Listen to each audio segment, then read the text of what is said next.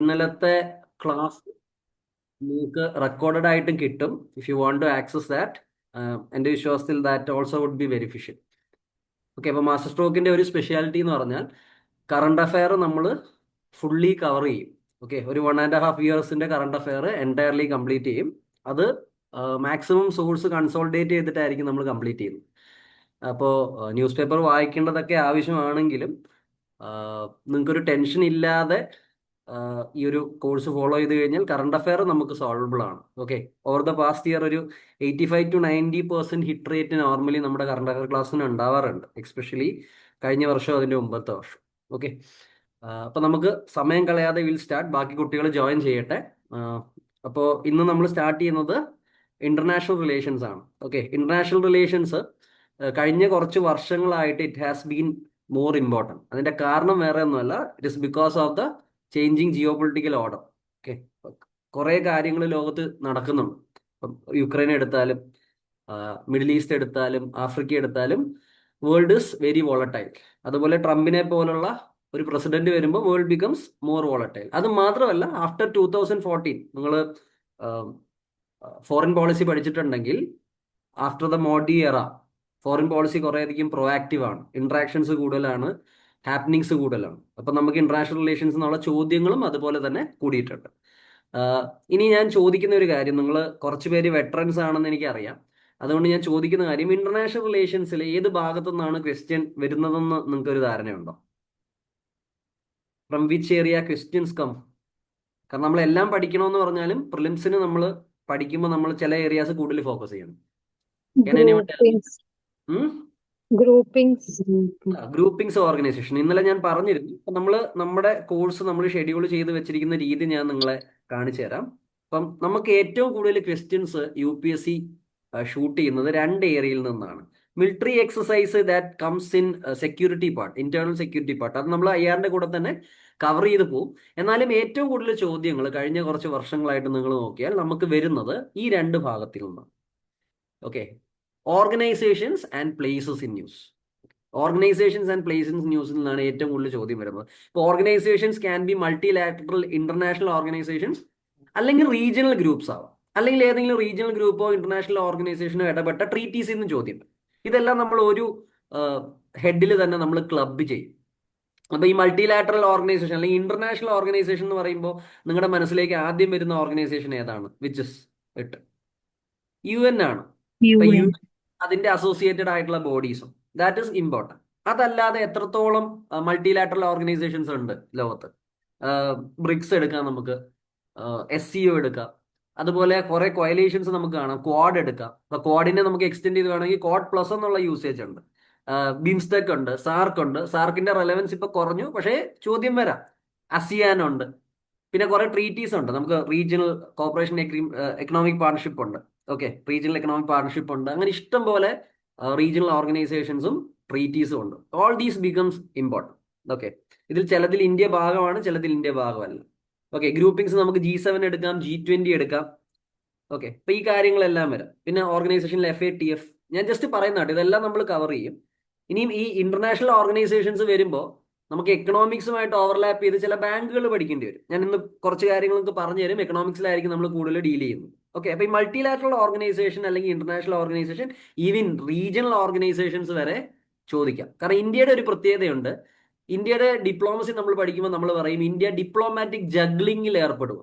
Diplomatic juggling ഞാൻ foreign policy പഠിപ്പിക്കുമ്പോൾ പറയുന്നതാണ്. കാരണം വെസ്റ്റ് ആയിട്ട് അലൈഡ് ആയിട്ടുള്ള ഗ്രൂപ്പിൽ നമ്മൾ ഭാഗമാണ്, റഷ്യ ചൈന ആക്സസ് വർക്ക് ചെയ്യുന്ന ഗ്രൂപ്പിൽ നമ്മൾ ഭാഗമാണ്, നമ്മൾ ക്വാഡിന്റെയും ഭാഗമാണ്, I2U2 ഭാഗമാണ്. അതുപോലെ തന്നെ റഷ്യയും ചൈനയും ഡോമിനേറ്റ് ചെയ്യുന്ന SCOയുടെ നമ്മുടെ ഭാഗമാണ്. അപ്പൊ ഇന്ത്യ കുറേ ഗ്രൂപ്പിംഗ്സിന്റെ മെമ്പറാണ്. Clear? So questions can come up. അപ്പൊ ഈ ഒരു area it is of ultimate importance, ഏറ്റവും കൂടുതൽ ചോദ്യങ്ങൾ വരാൻ സാധ്യതയുള്ള area. Okay, multilateral international and regional organisations, treaties. പിന്നെ ഈ അതാത് ബോഡികൾ ഉണ്ടാവും. ചിലപ്പോൾ ഇന്റർനാഷണൽ ഓർഗനൈസേഷൻസ് ഉണ്ടെങ്കിൽ അവർ റിലീസ് ചെയ്യുന്ന ചില റിപ്പോർട്ട്സ് കാണും. ജസ്റ്റ് സിമ്പിൾ ക്വസ്റ്റ്യൻ ആയിരിക്കും, ഏത് ബോഡിയാണ് ഈ റിപ്പോർട്ട് പബ്ലിഷ് ചെയ്യുന്നത്? അപ്പൊ ഇങ്ങനെയും ചോദ്യം വരാം. ഞാൻ എല്ലാ ആസ്പെക്റ്റും ഒന്ന് കാണിക്കുന്നുള്ളൂ. പിന്നെ places in news. Places in news എന്ന് നമ്മൾ കാണുമ്പോൾ ജനറലി നമ്മുടെ മൈൻഡ് പോകുന്നത് എങ്ങോട്ടാ? Generally it shifts to geography. Geography related ആയിരിക്കും. പക്ഷെ അങ്ങനെ നിർബന്ധമില്ല. രണ്ട് പുതിയ ട്രെൻഡ് UPSC കൊണ്ടുവന്നിട്ടുണ്ട്. ഒന്ന്, ഹിസ്റ്റോറിക്കൽ ആയിട്ടുള്ള സൈറ്റ്സ് UPSC ചോദിച്ചു തുടങ്ങി. നിങ്ങൾ ശ്രദ്ധിച്ചാൽ അറിയാം, ഏൻഷ്യൻ ഹിസ്റ്ററിയിലും you get sites. Buddhist site ഏതാണ്, ജെയിൻ സൈറ്റ് ഏതാണ്, അങ്ങനെയുള്ള ചോദ്യങ്ങൾ UPSC ചോദിച്ചു തുടങ്ങി. ഓൾഡ് പോർട്ടുകൾ ഏതാണ്. അതുപോലെ തന്നെ IR-ൽ നിന്നും പ്ലേസസ് ഇൻ ന്യൂസ് നമുക്ക് പഠിച്ചെടുക്കേണ്ടതുണ്ട്. അപ്പൊ IR-നുമായിട്ട് നമുക്ക് ഇത് എങ്ങനെ കണക്ട് ചെയ്യാന്ന് ചോദിച്ചു കഴിഞ്ഞാൽ, ഒന്ന് കറണ്ട് അഫയറിൽ വരുന്ന പ്ലേസസ്, എക്സ്പെഷ്യലി ഏതെങ്കിലും ഒരു ഏരിയയിൽ ഡിസ്പ്യൂട്ട് ഉണ്ടെന്ന് വെച്ചോ, ഡിസ്പ്യൂട്ടഡ് ഏരിയാസിൽ നിന്ന് ചോദ്യങ്ങൾ, കോൺഫ്ലിക്ട്സ് നടക്കുന്ന ഏരിയാസിൽ നിന്ന് ചോദ്യങ്ങൾ വരും. ഇപ്പൊ ഡിസ്പ്യൂട്ടഡ് ഏരിയാസ് നിങ്ങളൊന്ന് പറയാമോ? Can you tell me? ഞാൻ പറഞ്ഞു നമ്മുടെ ക്ലാസ് മാക്സിമം ഇന്ററാക്റ്റീവ് ആവുമ്പോഴത്തേക്ക് ആക്റ്റീവ് റിക്കോൾ വിൽ ഹാപ്പൻ. നിങ്ങൾക്ക് അറിയാവുന്ന പല കാര്യങ്ങളും ആയിരിക്കും ഞാൻ പറയുന്നത്, പക്ഷെ നിങ്ങൾക്ക് അതൊന്ന് റീകളക്ട് ചെയ്തെടുക്കാൻ ഇത് ഹെൽപ്പ് ചെയ്യും. ഇപ്പൊ വേൾഡിൽ ഇപ്പൊ ഡിസ്പ്യൂട്ടഡ് സോൺസ് എന്ന് പറഞ്ഞാൽ ഏതൊക്കെയാണ്? നമുക്ക് മിഡിൽ ഈസ്റ്റിലേക്ക് പോവാം, വെസ്റ്റ് ഏഷ്യയിലേക്ക് പോവാം. അവിടെ കുറെ അധികം കോൺഫ്ലിക്ട് സോൺസ് ഉണ്ട്. Israel, Palestine issues there. പിന്നെ യമനിലേക്ക് പോയി കഴിഞ്ഞാൽ യു ഹാവ് ഇഷ്യൂസ്, ഹൂതിയുടെ ഇഷ്യൂസ്, അതുണ്ട്. അപ്പൊ അവിടെ ഡിസ്പ്യൂട്ട് ഉണ്ട്. സെൻട്രൽ ഏഷ്യയിലേക്ക് വന്നാൽ അസർബൈജാൻ, അർമേനിയ റിലേറ്റഡ് ആയിട്ടുള്ള കാര്യം. യൂറോപ്പിലേക്ക് നമ്മൾ പോയി കഴിഞ്ഞ് കഴിഞ്ഞാൽ again you can see Ukraine and Russia. Okay, അപ്പൊ നമുക്ക് ബ്ലാക്ക് സീ ഇമ്പോർട്ടന്റ് ആവുന്നുണ്ട് അവിടെ. അതുപോലെ Sudan, ഹൂതീസ് ഉള്ളത് കൊണ്ട് റെഡ് സീ ഇമ്പോർട്ടന്റ് ആവുന്നുണ്ട്. ഇറാനുമായിട്ട് ഇഷ്യൂ. Sudan, Sudan, പറഞ്ഞോളൂ. Sudan, Sudan. Sudan. ആഫ്രിക്കയിലേക്ക് ഞാൻ വന്നില്ല. ആഫ്രിക്കയിലേക്ക് വന്നാൽ Ah, Nigeria, okay. Sudan becomes important. Horn of Africa, Djibouti, ഈ സ്ഥലങ്ങളെല്ലാം ഇമ്പോർട്ടന്റ് ആണ്. ഇനി ഏഷ്യയിലേക്ക് വന്നാൽ China, Taiwan issues happen. Maybe Xi Jinping will invite. പറഞ്ഞോളൂ. അപ്പൊ മേ ബി 26-ലായിരിക്കും തൈവാനെ ഇൻവൈഡ് ചെയ്യുന്നത്. ഞാനൊരു പ്രഡിക്ഷൻ നടത്തുകയല്ല കേട്ടോ. It is possible. കാരണം ചൈനയിലെ ഇന്റേണൽ ഹാപ്പനിങ്സ് നിങ്ങൾ കണ്ടിട്ടുണ്ടാവും. ചാങ് ജ്യൂസിയെ പോലുള്ള CMC-യിലുള്ള പ്രമുഖരെ എടുത്തു കളഞ്ഞിരിക്കുന്നു. നെക്സ്റ്റ് സമ്മിറ്റ് വരാൻ പോകുന്നു പാർട്ടിയുടെ. പിന്നെ Donald Trump he's showing more importance to the western hemisphere. Monroe doctrine, അല്ലെങ്കിൽ ഇപ്പൊ നമ്മൾ ഡോൺട്രോ ഡോക്ട്രിൻ എന്ന് വിളിക്കും. അപ്പൊ ഇതൊരു തൈവാനെ അറ്റാക്ക് ചെയ്യാൻ പറ്റുന്ന സമയം. അപ്പൊ തൈവാനും ആ റീജിയൻസും ഇറ്റ് അഗെയിൻ ബിക്കംസ് ഇമ്പോർട്ടൻറ്റ്. അപ്പം വേൾഡിൽ ഡിസ്പ്യൂട്ടഡ് ആയിട്ടുള്ള സ്ഥലങ്ങളും അതിനെ ചുറ്റിപ്പറ്റിയുള്ള ലൊക്കേഷൻസ്, മേ ബി ഒരു സീ ആയിരിക്കാം, ഒരു കടലിറുക്കായിരിക്കാം, സ്ട്രെയിറ്റ്സ് ആയിരിക്കാം. It all becomes important. Even പാകിസ്ഥാന്റെ അപ്പുറത്ത് Balochistan becomes important. Okay, clear? അപ്പം places in news is the second most important. പിന്നെ കണക്ടിവിറ്റി പ്രോജക്ട്സ്. ഇപ്പൊ നിങ്ങൾക്ക് IMEC കോറിഡോറിനെ പറ്റി കേട്ടിട്ടുണ്ടാകും. ഈ ഇന്ത്യ റിലേറ്റഡ് ആണെങ്കിൽ Kaladan multi modal project, India Myanmar Thailand trilateral highway, ചൈനയുടെ ബെൽറ്റ് ആൻഡ് റോഡ് ഇനീഷ്യേറ്റീവ്. ആ ബെൽറ്റ് ആൻഡ് റോഡ് ഇനീഷ്യേറ്റീവിന്റെ ഭാഗമായ CPEC, it runs through Pakistan. Okay, Chabahar port. അങ്ങനെ connectivity projects also are important. Energy and connectivity projects. പിന്നെ നമ്മൾ ഏറ്റവും കുറവ് importance കൊടുക്കുന്ന ഒരു ഏരിയയാണ് ബൈലാറ്ററൽ റിലേഷൻസ്. ബൈലാറ്ററൽ റിലേഷൻസിൽ കൂടുതൽ നമ്മൾ നെയ്ബർഹുഡിലായിരിക്കും ഫോക്കസ് ചെയ്യുന്നത്. പിന്നെ ഈ ഇടയ്ക്ക് നമ്മൾ കണ്ടിട്ടുണ്ടാവും, ഇപ്പം ഇന്ത്യ EU FTA ഉണ്ട്, USA-യുമായിട്ട് നമ്മൾ സൈൻ ചെയ്യാൻ പോകുന്നു. അപ്പൊ ഇങ്ങനെയുള്ള കാര്യങ്ങളെല്ലാം പഠിക്കണം. ബൈലാറ്ററലും കൊണ്ടായിരിക്കും നമ്മൾ തുടങ്ങുന്നത് എന്ന് പറഞ്ഞാൽ അതിൽ നിന്ന് ചോദ്യം വരാൻ സാധ്യതയില്ലെന്ന് നമുക്ക് പറയാൻ പറ്റില്ല. UPSC-യുടെ it also stands for unpredictability. അപ്പൊ അൺപ്രഡിക്റ്റബിൾ ആയിട്ടുള്ള ചോദ്യങ്ങൾ എവിടെ നിന്ന് വരാം? UPSC-യുടെ അടുത്ത് നിന്ന് വരാം. അപ്പൊ നമ്മൾ ഗൂഗിളുകൾ ഉണ്ടെങ്കിലും കുറെയെങ്കിലും നമുക്ക് ഹിറ്റ് ചെയ്യാൻ പറ്റണം. എല്ലാ ഗൂഗിളുകളും നമുക്ക് ഫേസ് ചെയ്യാൻ പറ്റിയില്ലെങ്കിലും കുറച്ചെങ്കിലും ഗൂഗിളുകൾ നമുക്ക് എന്ത് ചെയ്യാൻ പറ്റണം? Be able to face. Okay, അപ്പൊ ബൈലാറ്ററൽ റിലേഷൻസും ഇതെല്ലാം നമ്മൾ കോംപ്രഹെൻസീവ്ലി കംപ്ലീറ്റ് ചെയ്യും. ഓക്കെ, ലാസ്റ്റ് ടൈം നമ്മൾ എടുത്തപ്പോഴത്തേക്ക് IR-ൽ 100% ഹിറ്റ് റേറ്റ് ആയിരുന്നു. അപ്പൊ നമുക്ക് എന്തായാലും മുമ്പോട്ട് പോകാം. ഇന്ന് നമ്മൾ we are starting slow. Okay, ഇനി നിങ്ങൾക്ക് സമയമില്ലെന്നുള്ളത് എനിക്ക് അറിയാം, but anyways will be starting slow. അപ്പൊ നിങ്ങൾക്ക് മനസ്സിലാവും ക്ലാസ്സിൽ പോകുമ്പോൾ എല്ലാ കാര്യങ്ങളും നമ്മൾ ഡീറ്റെയിൽ ആയിട്ട് പോകും. ഇന്ന് ഒരേ ഒരു രാജ്യത്തെ നമ്മൾ പഠിക്കാൻ പോകുന്നത് ഇൻ യുവർ ഫസ്റ്റ് ക്ലാസ്. കാരണം ഏത് രാജ്യമായിരിക്കും? ഇപ്പൊ ന്യൂസിൽ ഒത്തിരി ഉണ്ട്, ഇന്ത്യയുമായിട്ട് ഓപ്പറേഷൻ സിന്ദൂർ ഒക്കെ നടന്നുകൊണ്ട് we are going to study Pakistan. അവരുടെ ബൈലാറ്ററൽ റിലേഷനും ഹിസ്റ്ററി ഒന്നും അല്ല, കറന്റ് ഹാപ്പനിങ്സ് നമുക്ക് ഒന്ന് പഠിക്കാം. Okay, any doubt till now you can ask. Speed കൂടുതലാണെങ്കിലും പറയണം. I'm ready to explain multiple times, ഒരു കുഴപ്പമില്ല.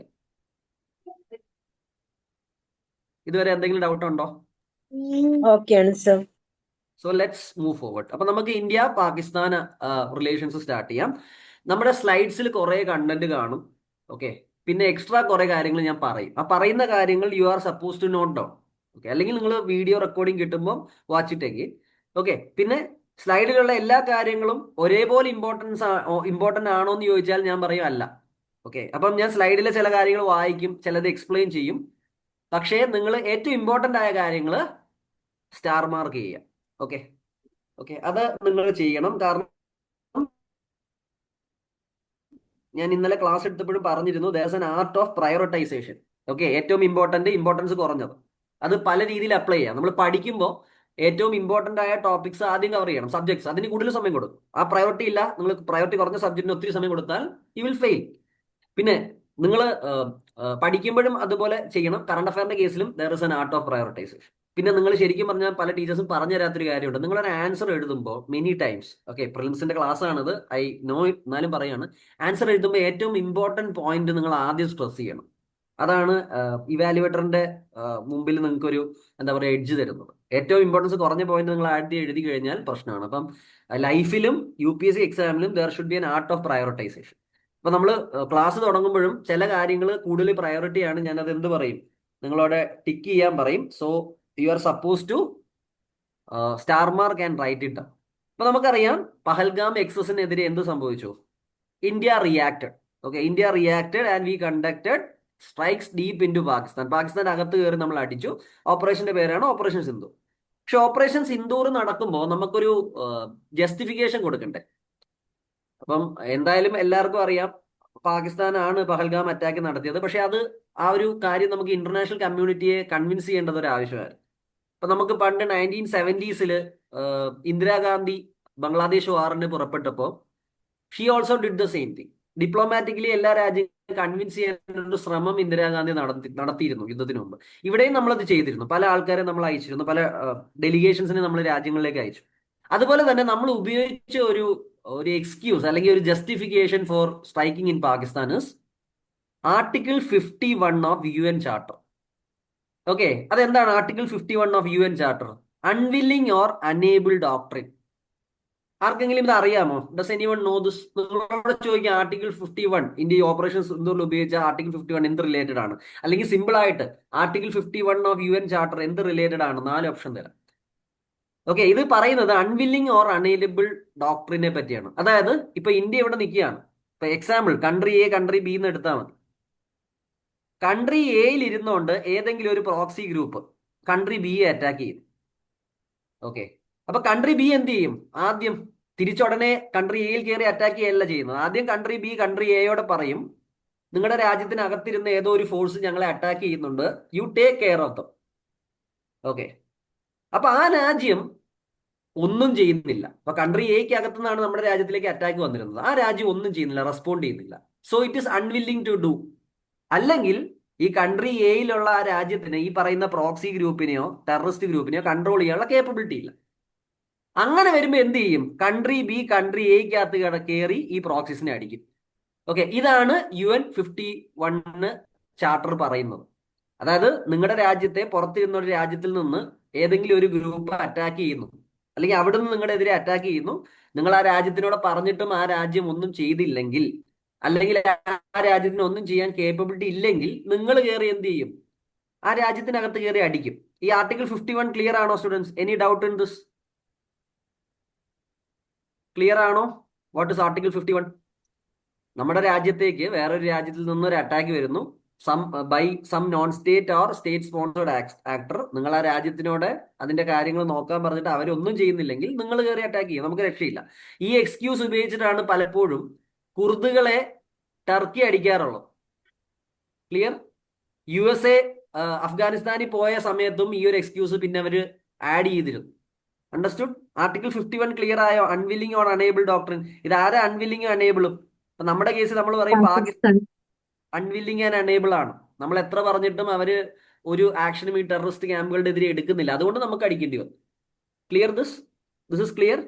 ഇനി ഈ ആർട്ടിക്കിൾ 51 എന്നുള്ള ഒരു കാര്യം ചില കാര്യങ്ങളിൽ ആപ്ലിക്കബിൾ ഒന്നും അല്ലായിരുന്നു ആദ്യം. ഓക്കെ, പക്ഷെ ഇത് ആപ്ലിക്കബിൾ ആക്കി. കാരണം എന്താ? അമേരിക്കയുടെ എതിരെ അറ്റാക്ക് നടന്നപ്പോൾ അമേരിക്ക ഇത് ചില കാര്യങ്ങളിലൂടെ ആപ്ലിക്കബിൾ ആക്കി. നമ്മൾ മുമ്പോട്ട് പോകുമ്പോൾ പഠിക്കും. ഓക്കെ, ഇപ്പൊ ഇവിടെ പറഞ്ഞിട്ടുണ്ട്, ഞാനത് ജസ്റ്റ് എക്സ്പ്ലെയിൻ ചെയ്യുന്നതിന് ഒപ്പം തന്നെ ഇവിടെ എഴുതിയിട്ടുണ്ട്. Permits the use of force in self defence against armed attack. It is an exception to article 2 clause 4 of the UN charter which prohibits the use of force against territorial integrity or political independence of any state. അപ്പം article 2 clause 4 അനുസരിച്ച് സാധാരണ വെറുതെ നമുക്കൊരു രാജ്യത്തെ കയറി അടിക്കാൻ പറ്റില്ല. പക്ഷേ ആർട്ടിക്കിൾ 51 ഒരു എക്സെപ്ഷൻ ആണ്, അത് ഉപയോഗിച്ച്. അതായത് നിങ്ങൾ ഒരു രാജ്യത്തോടെ പരാതി പറഞ്ഞിട്ടും അവരൊരു ആക്ഷനും എടുത്തില്ല, പക്ഷെ ആ രാജ്യത്ത് നിന്ന് സ്ഥിരമായിട്ട് നിങ്ങളുടെ എതിരെ അറ്റാക്ക് നടക്കുന്നെങ്കിൽ നിങ്ങൾക്ക് എൻട്രി ചെയ്യാം. ഓക്കെ. ഇനിയും ഈ ആർട്ടിക്കിൾ 51 ഒരു രാജ്യം ഉപയോഗിക്കണമെങ്കിൽ രണ്ട് കാര്യങ്ങൾ സാറ്റിസ്ഫൈ ചെയ്യണം, രണ്ട് ക്രൈറ്റീരിയ സാറ്റിസ്ഫൈ ചെയ്യണം. ഒന്ന്, ഒരു ഓപ്ഷനും നമ്മുടെ മുമ്പിൽ ഇല്ല, ഫോഴ്സ് ഉപയോഗിച്ചാലേ രക്ഷയുള്ളൂ. ഇന്ത്യയുടെ കേസിൽ നമ്മൾ മാക്സിമം പാകിസ്ഥാനോട് പറഞ്ഞു നോക്കി, നിങ്ങൾ ഈ കാര്യങ്ങളൊന്ന് ടേക്ക് കെയർ ചെയ്യാൻ. ഇന്ത്യയുടെ ഫോറിൻ പോളിസി പഠിച്ചാൽ ഇഷ്ടം പോലെ എക്സാമ്പിൾ, ബസ് യാത്രകൾ, ക്രിക്കറ്റ് ഡിപ്ലോമസി, ലാഹോർ ഡിക്ലറേഷൻ, പലതും നമ്മൾ ശ്രമിച്ചു പാകിസ്ഥാനുമായിട്ടൊന്ന് പാച്ചപ്പ് ആവാൻ. ബട്ട് അവിടുത്തെ ഡീപ് സ്റ്റേറ്റ് ഒരിക്കലും ഇത് സമ്മതിക്കുന്നില്ല. അപ്പൊ ഇന്ത്യയുടെ കേസിൽ നമുക്ക് രക്ഷയില്ലായിരുന്നു, we had to use force. പിന്നെ രണ്ടാമത് പ്രൊപ്പോർഷണാലിറ്റി. അതായത് ഇന്ത്യയെ ചെറുതായിട്ട് ഒന്ന് ആക്രമിച്ചു എന്ന് പറഞ്ഞ് പാകിസ്ഥാനെ നമ്മൾ നാളെ പോയി ന്യൂക്ലിയർ ബോംബ് ഇട്ട് തകർത്താൽ ദാറ്റ് ഗോസ് അഗെയിൻസ്റ്റ് പ്രൊപ്പോർഷണാലിറ്റി. ഈ ഒരു പേരിലാണ് നമ്മുടെ ഇസ്രായേലിനെ ചോദ്യം ചെയ്യപ്പെടുന്നത്. ഇസ്രായേലിനെ എന്തിനാ ചോദ്യം ചെയ്യുന്നത്? ഹമാസ് അറ്റാക്ക് ചെയ്തു ഫ്രം ഇൻസൈഡ് പാലസ്തീൻ, 1200 പേരെ കൊന്നു. പക്ഷേ ഇസ്രായേലിന്റെ റിറ്റാലിയേറ്റർ സ്ട്രൈക്കില് 50-60,000 ആൾക്കാർ മരിച്ചു. അപ്പൊ പ്രൊപ്പോർഷണാലിറ്റിയുടെ ഡോക്ടറിൻ ഇസ്രായേൽ തെറ്റിച്ചു എന്നുള്ളതാണ് പരാതി. ഇപ്പൊ ഇന്ത്യയുടെ കേസിൽ ഇന്ത്യ എന്ത് ചെയ്തിട്ടില്ല? പാകിസ്ഥാൻ കയറി വലിയ രീതിയിൽ സിവിലിയൻസിനെ നമ്മൾ അറ്റാക്ക് ചെയ്തില്ല. We precisely strike the terror outfit targets. Okay. അപ്പൊ ആർട്ടിക്കിൾ 51 ചോദിക്കാം നിങ്ങളോട്, എന്താണെന്ന് എല്ലാവർക്കും ക്രിസ്റ്റൽ ക്ലിയർ ആയോ? ആർട്ടിക്കിൾ 51, ഈ അൺവില്ലിംഗ് ആൻഡ് അണേബിൾ ഡോക്ടറിൻ ഉപയോഗിച്ചിട്ടാണ് ആർട്ടിക്കിൾ 51 നമ്മൾ യൂസ് ചെയ്യുന്നത്. അപ്പൊ അൺവില്ലിംഗ് ആൻഡ് അണേബിൾ ഡോക്ടറിൻ എന്താ? Self defence against non state actors operating from the territory. നമ്മുടെ കേസിൽ പാകിസ്ഥാനിൽ നിന്ന് ഓപ്പറേറ്റ് ചെയ്യുന്ന body. Okay. When the state is unwilling or unable to neutralise threat. പാകിസ്ഥാന്റെ കേസിൽ അണേബിളിനെക്കാട്ടി കൂടുതൽ നമുക്ക് രണ്ടും പറയാം. പാകിസ്ഥാൻ അവരുടെ ടെററിസ്റ്റ് ഇൻഫ്രാസ്ട്രക്ചറിനെ തകർക്കാൻ പറ്റില്ല, കാരണം ISI and Pakistan terrorist groups are connected. Okay, clear. അതുകൊണ്ട് അത് അവരെ കൂടെ പറ്റില്ല. ഇപ്പൊ ബലൂചിസ്ഥാനിലും അവരെ കൊണ്ട് പറ്റുന്നില്ല. Clear, they are not able to solve the Baloch issue. Okay. അപ്പൊ Pakistan was unwilling to help India and it is unable to curb the radicalism in Pakistan. അതുകൊണ്ട് നമ്മൾ എന്ത് ചെയ്തു? നമ്മൾ കയറി അടിച്ചു. ക്ലിയർ.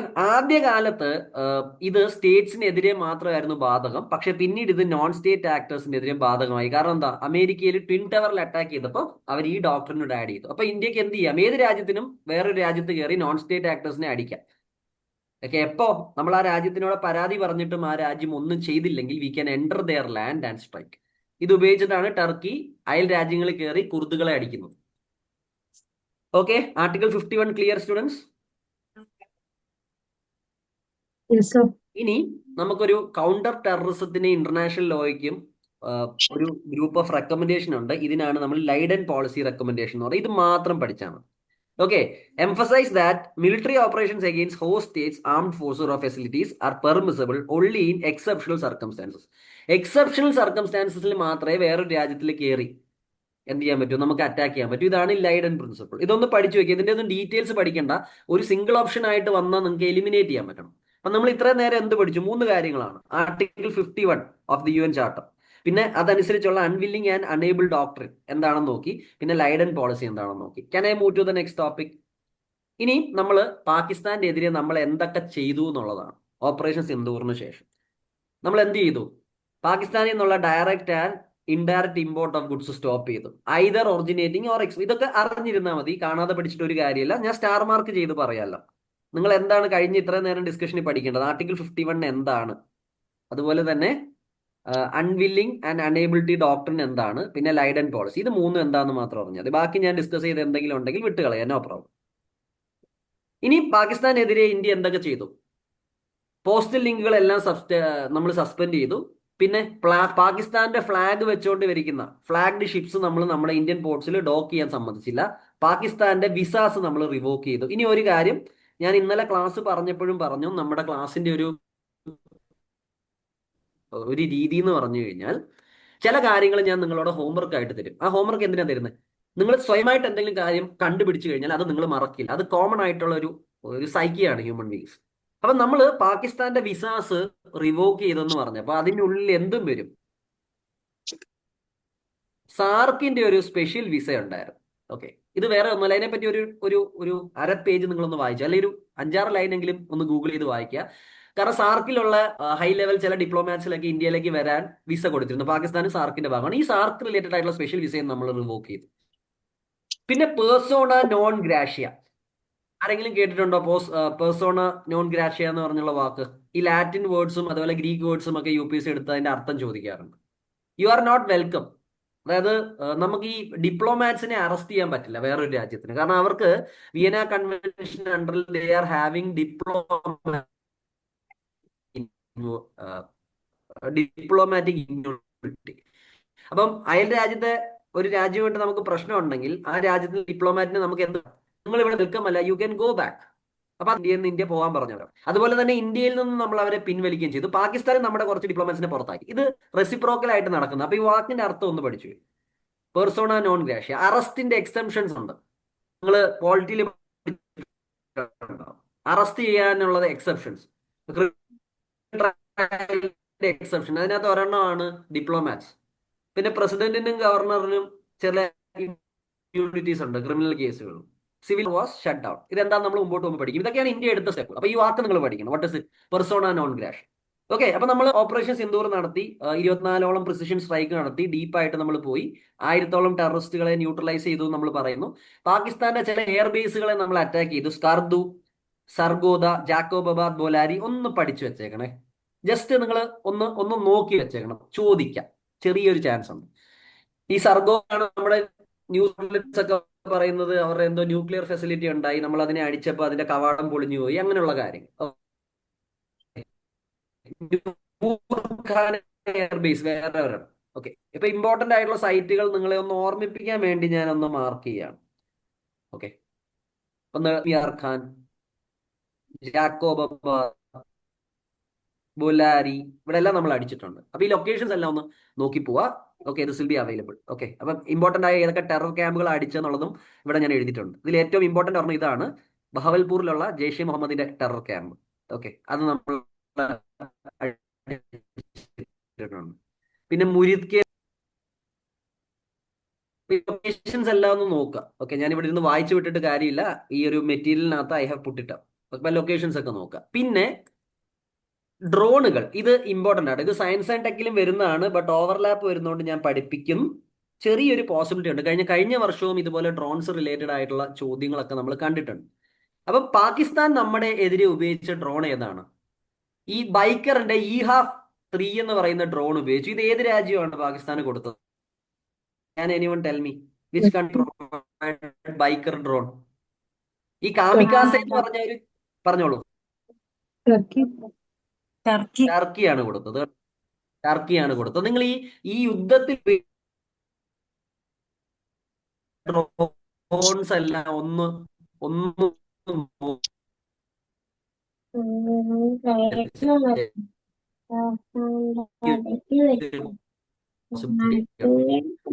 ഓക്കെ,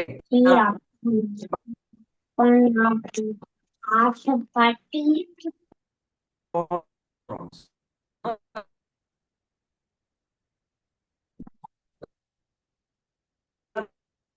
ഉപയോഗിച്ചിട്ടുണ്ട്.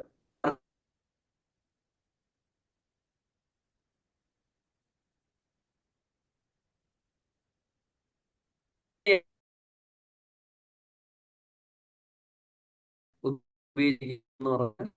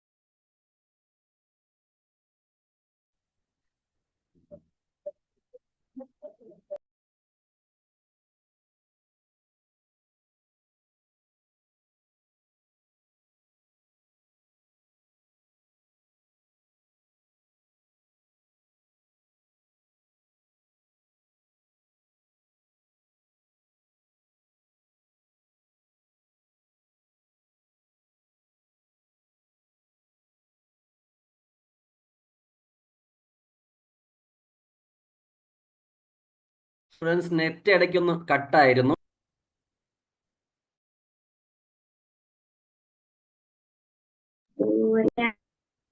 Students, am I audible no? Yes, sir. Sir, Yes, sir. started. Just a second, students. Just a second. Second. Just second. Just second. എന്താ എന്താ പറഞ്ഞത്? Drones just second start students. ചെയ്തിട്ടുണ്ട്. ജസ്റ്റ് ഡ്രോൺസ് സ്റ്റാർട്ട് ചെയ്തപ്പോൾ തൊട്ടേ നിങ്ങൾ കേൾക്കുന്നുള്ളൂ. അപ്പൊ just give me a second.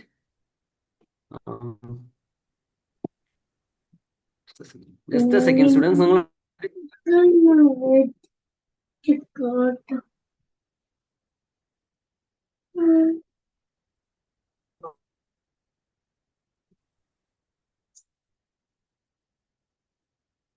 നിങ്ങൾ class മനസ്സിലാക്കി.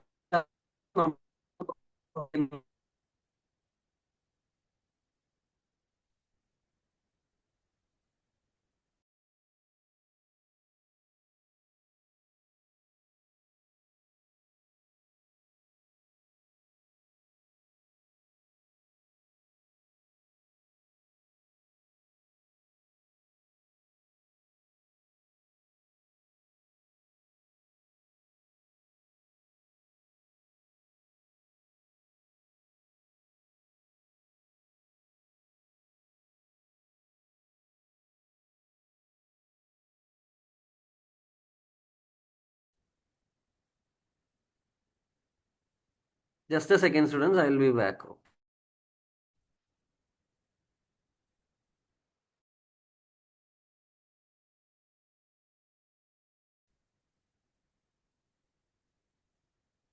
നിങ്ങൾക്ക് സ്ലൈഡ് വിസിബിൾ ആണോ? Is the slide, am I visible? Is the slide visible? Not so. Online അല്ലേ? Not slide in. വിസിബിൾ ആണോ? No, sir. വിസിബിൾ അല്ല. സ്ലൈഡ് വിസിബിൾ അല്ല. Allah.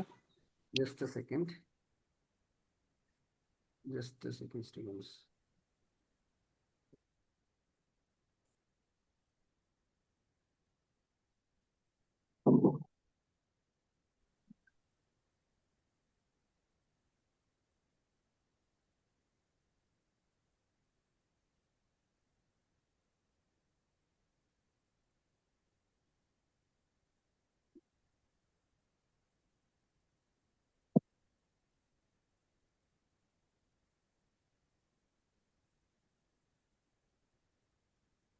ഇപ്പൊ slide visible ആണോ സ്റ്റുഡൻസ്? Slide Yes. വിസിബിൾ ആണ്.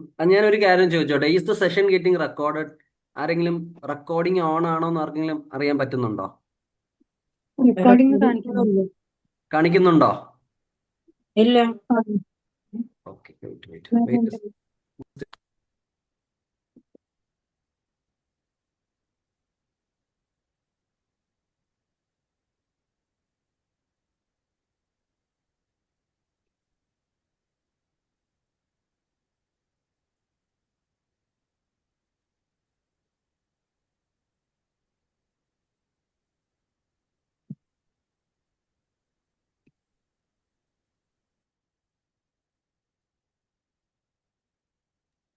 Students, എന്തായാലും നമുക്ക് control we will continue. Okay. അപ്പൊ ഈ ഓപ്പറേഷൻ സിന്ദൂറിൽ ഉപയോഗിച്ച ഡ്രോൺസ് നിങ്ങളൊന്ന് അറിഞ്ഞിരിക്കണം. ഓക്കെ. അപ്പൊ ഞാൻ പറഞ്ഞു വെച്ചത് എന്താണ്?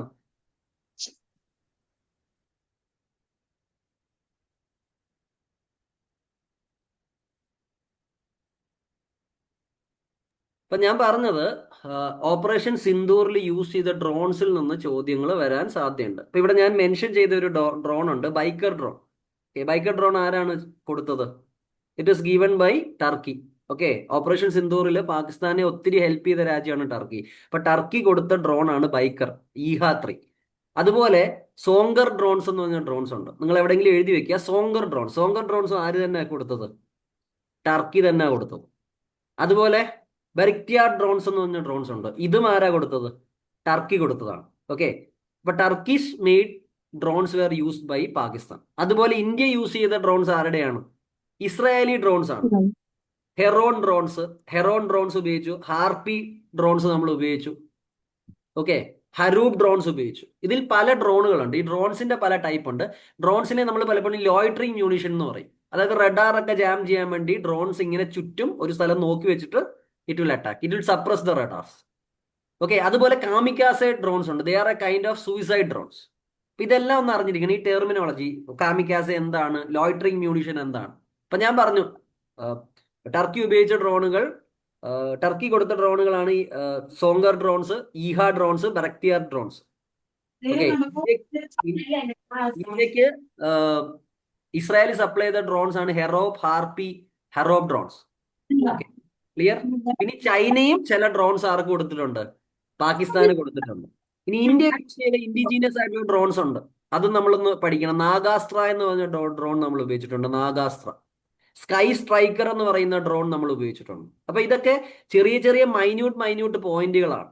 ഓക്കെ, പക്ഷെ UPSC ചിലപ്പോൾ ചോദിച്ച് കളയാം, കാരണം ഡ്രോൺ ടെക്നോളജി ഇപ്പം വേൾഡ് മൊത്തം it is getting famous. Okay, വാറിനെ ഒരു അസിമെട്രിക്കൽ തലത്തിലേക്ക് കൊണ്ടുപോയി. ഓക്കെ, കാരണം എന്താ, പണ്ട് ഏറ്റവും കൂടുതൽ മിലിറ്ററി സ്ട്രെങ്ത് ഉള്ള രാജ്യങ്ങൾക്കാണ് ജയിക്കാൻ സാധ്യത. പക്ഷെ ഇപ്പോഴ് ഈ ഡ്രോണുകളുടെ എണ്ണം ഉള്ളത് കൊണ്ട് ഏത് രാജ്യത്തിന് എന്ത് ചെയ്യാം, അപ്പുറത്തെ രാജ്യത്തിനെ ബുദ്ധിമുട്ടിക്കാൻ പറ്റും. ഇപ്പൊ ഡ്രോണുകൾ തന്നെ പല ടൈപ്പ് ഉണ്ട്. കാമിക്കാസെ ഡ്രോൺസ് ഉണ്ട്, സ്വാം ഡ്രോൺസ് ഉണ്ട്. സ്വാം ഡ്രോൺസ് എന്ന് പറഞ്ഞാൽ നിങ്ങൾ ചിലപ്പോൾ കണ്ടിട്ടുണ്ടാവും, ഓപ്പറേഷൻ സിന്ദൂറിന്റെ സമയത്ത് വീഡിയോ കണ്ടിട്ടുണ്ടാവും. അത് ഒരു കൂട്ടം ഡ്രോൺസ് ഒരുമിച്ച് ഇങ്ങ് വരികയാണ് പാകിസ്ഥാൻ. നമ്മുടെ ഡിഫൻസ് സിസ്റ്റംസ് അതിനെ അടിച്ചിട്ടുണ്ട്. ഇനി ഇന്ത്യയുടെ ഡിഫൻസ് സിസ്റ്റം ഏതാ നമ്മൾ ഉപയോഗിച്ചത്? Can anyone tell me? S400. S-400 അല്ലാതെ ഏതെങ്കിലും ഉപയോഗിച്ചിട്ടുണ്ടോ? S-400 എല്ലാവർക്കും അറിയാം. നമ്മുടെ ഇൻഡിജീനിയസ് ആയിട്ടുള്ള സിസ്റ്റം ഉണ്ട്, ആകാശ് തീർ. അതുകൂടെ ഒന്ന് ഓർത്തിരിക്കണം കേട്ടോ. ക്ലിയർ? ക്ലിയർ ആണോ students? Yes, sir. Okay, use ചെയ്ത ഡ്രോണുകൾ ഒന്ന് പഠിച്ചു വെക്കുക. ഓക്കെ, അപ്പൊ നമുക്ക് അടുത്ത ഒരു ചെറിയ ടോപ്പിക്കിലേക്ക് പോവാം. ഓക്കെ, അപ്പം I am sorry for the inconvenience കേട്ടോ. ഇടയ്ക്ക് ചെറിയ പ്രശ്നങ്ങൾ ഉണ്ടാവുന്നുണ്ട്, പക്ഷെ നിങ്ങളൊന്ന് പേഷ്യൻസ് വയ്ക്കുക, കാരണം class is going to be useful. കാരണം ഇത് കഴിഞ്ഞ് നിങ്ങൾക്ക് ഇന്ത്യ പാകിസ്ഥാൻ കറണ്ട് അഫയർ വേറെ ചെയ്യേണ്ടി വരില്ല. Okay, just a second.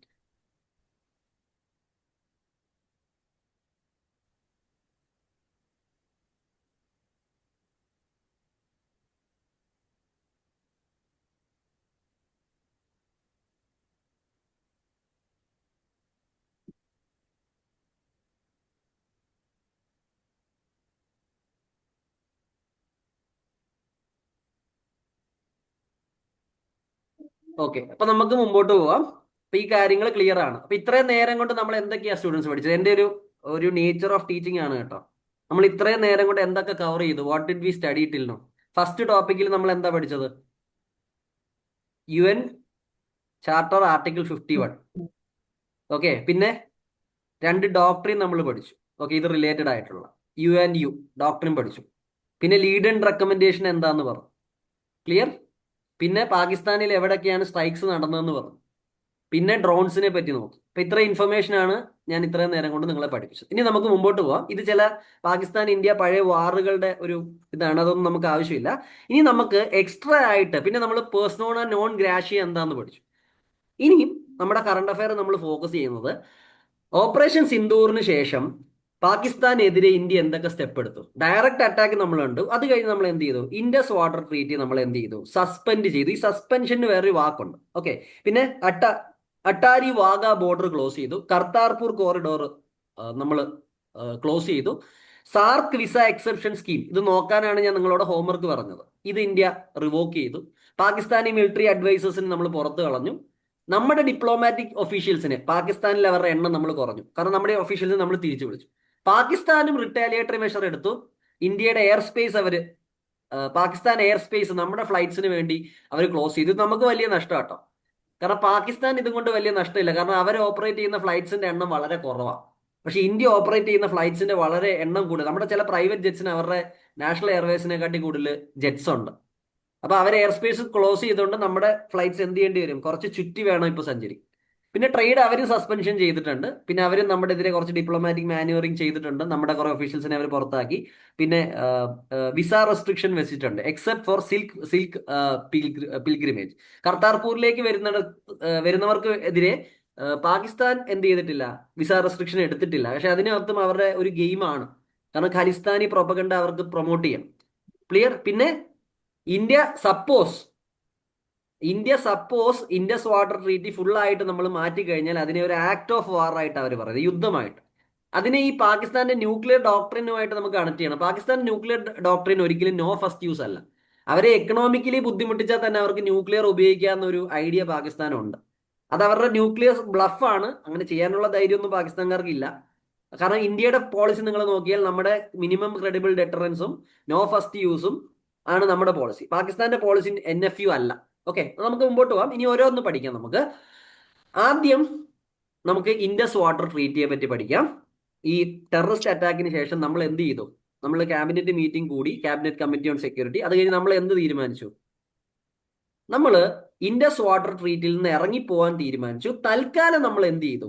Indus water ട്രീറ്റിയെ അബയൻസിൽ വെച്ച്, ഈ വാക്ക് ഇമ്പോർട്ടൻ്റ് ആണ്, അബയൻസ്, ABEYANC. ക്ലിയർ? പക്ഷെ നമ്മൾ ശ്രദ്ധിക്കണം, ഇതിനകത്ത് ചോദ്യത്തിന് ഒരു പോസിബിലിറ്റി ഉണ്ട് കേട്ടോ. ഇൻഡസ് വാട്ടർ ട്രീറ്റിയിൽ, ഇൻഡസ് വാട്ടർ ട്രീറ്റി നമ്മൾ എടുത്തു നോക്കിക്കഴിഞ്ഞാൽ ഒരു എക്സിറ്റ് ക്ലോസ് നമുക്ക് അവിടെ കാണാൻ പറ്റില്ല. യൂണിലാറ്ററൽ അബ്രോഗേഷൻ പറ്റില്ല. അപ്പൊ ഇൻഡസ് വാട്ടർ ട്രീറ്റി ക്യാൻസൽ ചെയ്യണമെങ്കിൽ 2 രാജ്യങ്ങൾ ഒപ്പിടണം. ഒറ്റ രാജ്യം ഒപ്പിട്ട് കഴിഞ്ഞാൽ ഈ ഒരു ട്രീറ്റിയിൽ നിന്ന് ഇറങ്ങി പോകാൻ പറ്റില്ല. ഇപ്പൊ നാളെ ഇന്ത്യക്കോ പാകിസ്ഥാനോ യൂണിലാറ്ററലി ഇറങ്ങി പോകാനുള്ള ഒരു പ്രൊവിഷൻ ഈ ആക്ടിൽ ഇല്ല. ഓക്കെ, അതായത് ഇൻഡസ് വാട്ടർ ട്രീറ്റിയുടെ ആർട്ടിക്കിൾ 12 ക്ലോസ് 4 നോക്കിക്കഴിഞ്ഞാൽ, ക്ലോസ് ഒന്നും നിങ്ങൾ കാണാതെ പഠിക്കേണ്ട, അറിഞ്ഞു വെച്ചാൽ മതി. The treaty can only end with a duly ratified treaty between 2 governments. 2 ഗവൺമെന്റ്സും ഈ ട്രീറ്റി വേണ്ടാന്ന് പറഞ്ഞ് ഒപ്പിട്ട് റാറ്റിഫൈ ചെയ്താൽ മാത്രമേ ഇൻഡസ് വാട്ടർ ട്രീറ്റി ക്യാൻസൽ ആവൂ. എന്നാൽ പോലും ഇന്ത്യ എന്ത് ചെയ്തിട്ടുണ്ട്? ഈ ട്രീറ്റിയിൽ നിന്ന് നമ്മൾ തൽക്കാലം ഒഴിയുന്നുള്ള രീതിയിൽ നമ്മൾ മൂവ് ചെയ്തിട്ടുണ്ട്. നമ്മൾ യൂസ് ചെയ്തിരിക്കുന്നത് അങ്ങനെയാണ്. നേരത്തെ ഞാൻ പറഞ്ഞു UN ചാർട്ടറിലെ ആർട്ടിക്കിൾ 51 നമ്മൾ യൂസ് ചെയ്തു. ഇവിടെ നമ്മൾ കാണിക്കുന്ന ഒരു ഒരു പ്രൊവിഷൻ എന്താ? Article 60 and 62 of Vienna convention on the laws of treaties. അപ്പൊ ഈ ഒരു കൺവെൻഷനിലെ ആർട്ടിക്കിൾ സൈറ്റ് ചെയ്തിട്ടാണ് ഇന്ത്യ ഇറങ്ങി പോകാന്ന് പറഞ്ഞത്. അപ്പൊ ഇത് നിങ്ങളോട് ചോദിക്കാം, Vienna convention on laws of treaties, okay, ഇതെന്താ സംഭവം?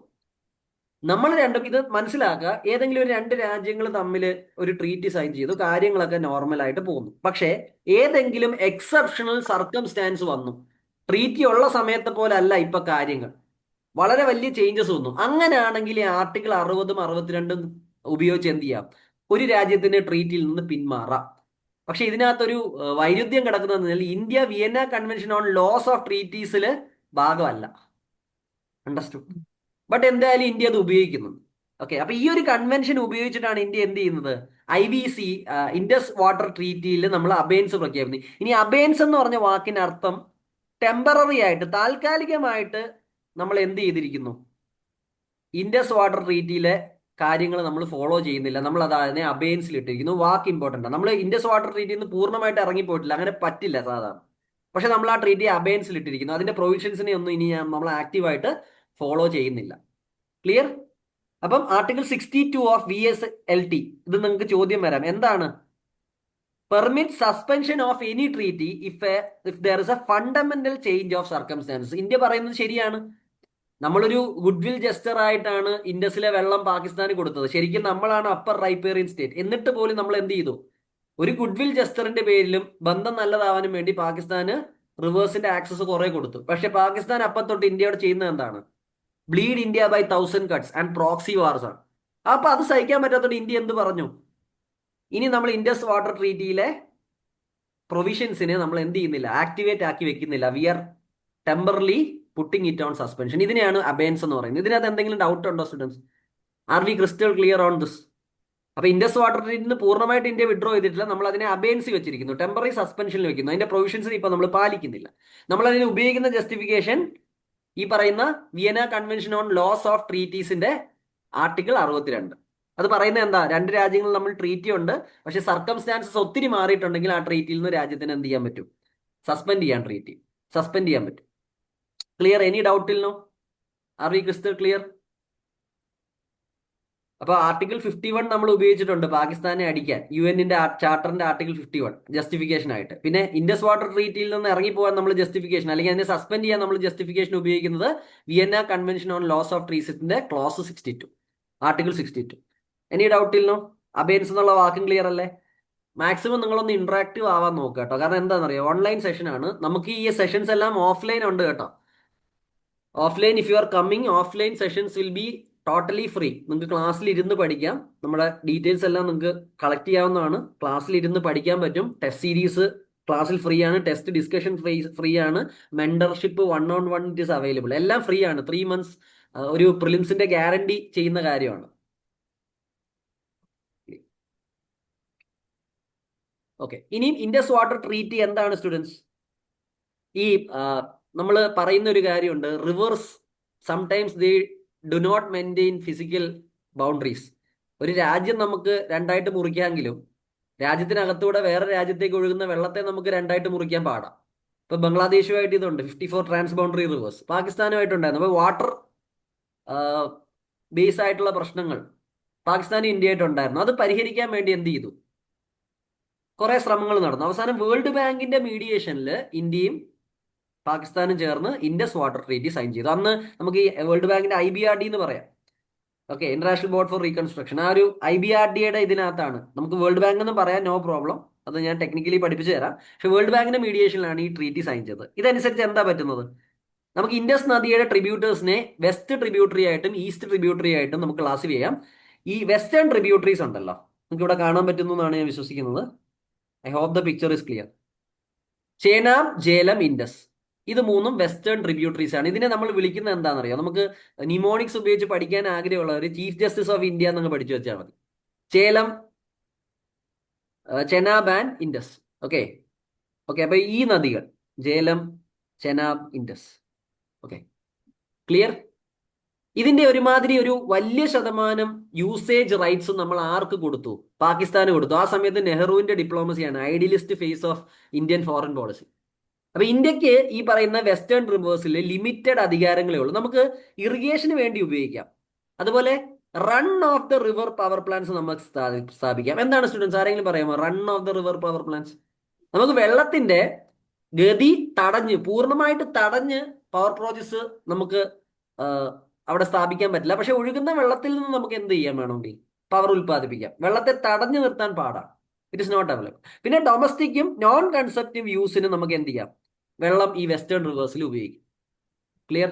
വെസ്റ്റേൺ റിവേഴ്സിന്റെ ഒരു ഭൂരിഭാഗം അധികാരങ്ങളും നമ്മൾ പാകിസ്ഥാന് കൊടുത്തു. പക്ഷേ ഈസ്റ്റേൺ റിവേഴ്സിൽ നമുക്ക് പൂർണ്ണമായ അധികാരങ്ങളുണ്ട്, all exclusive rights. Eastern rivers ഏതാ?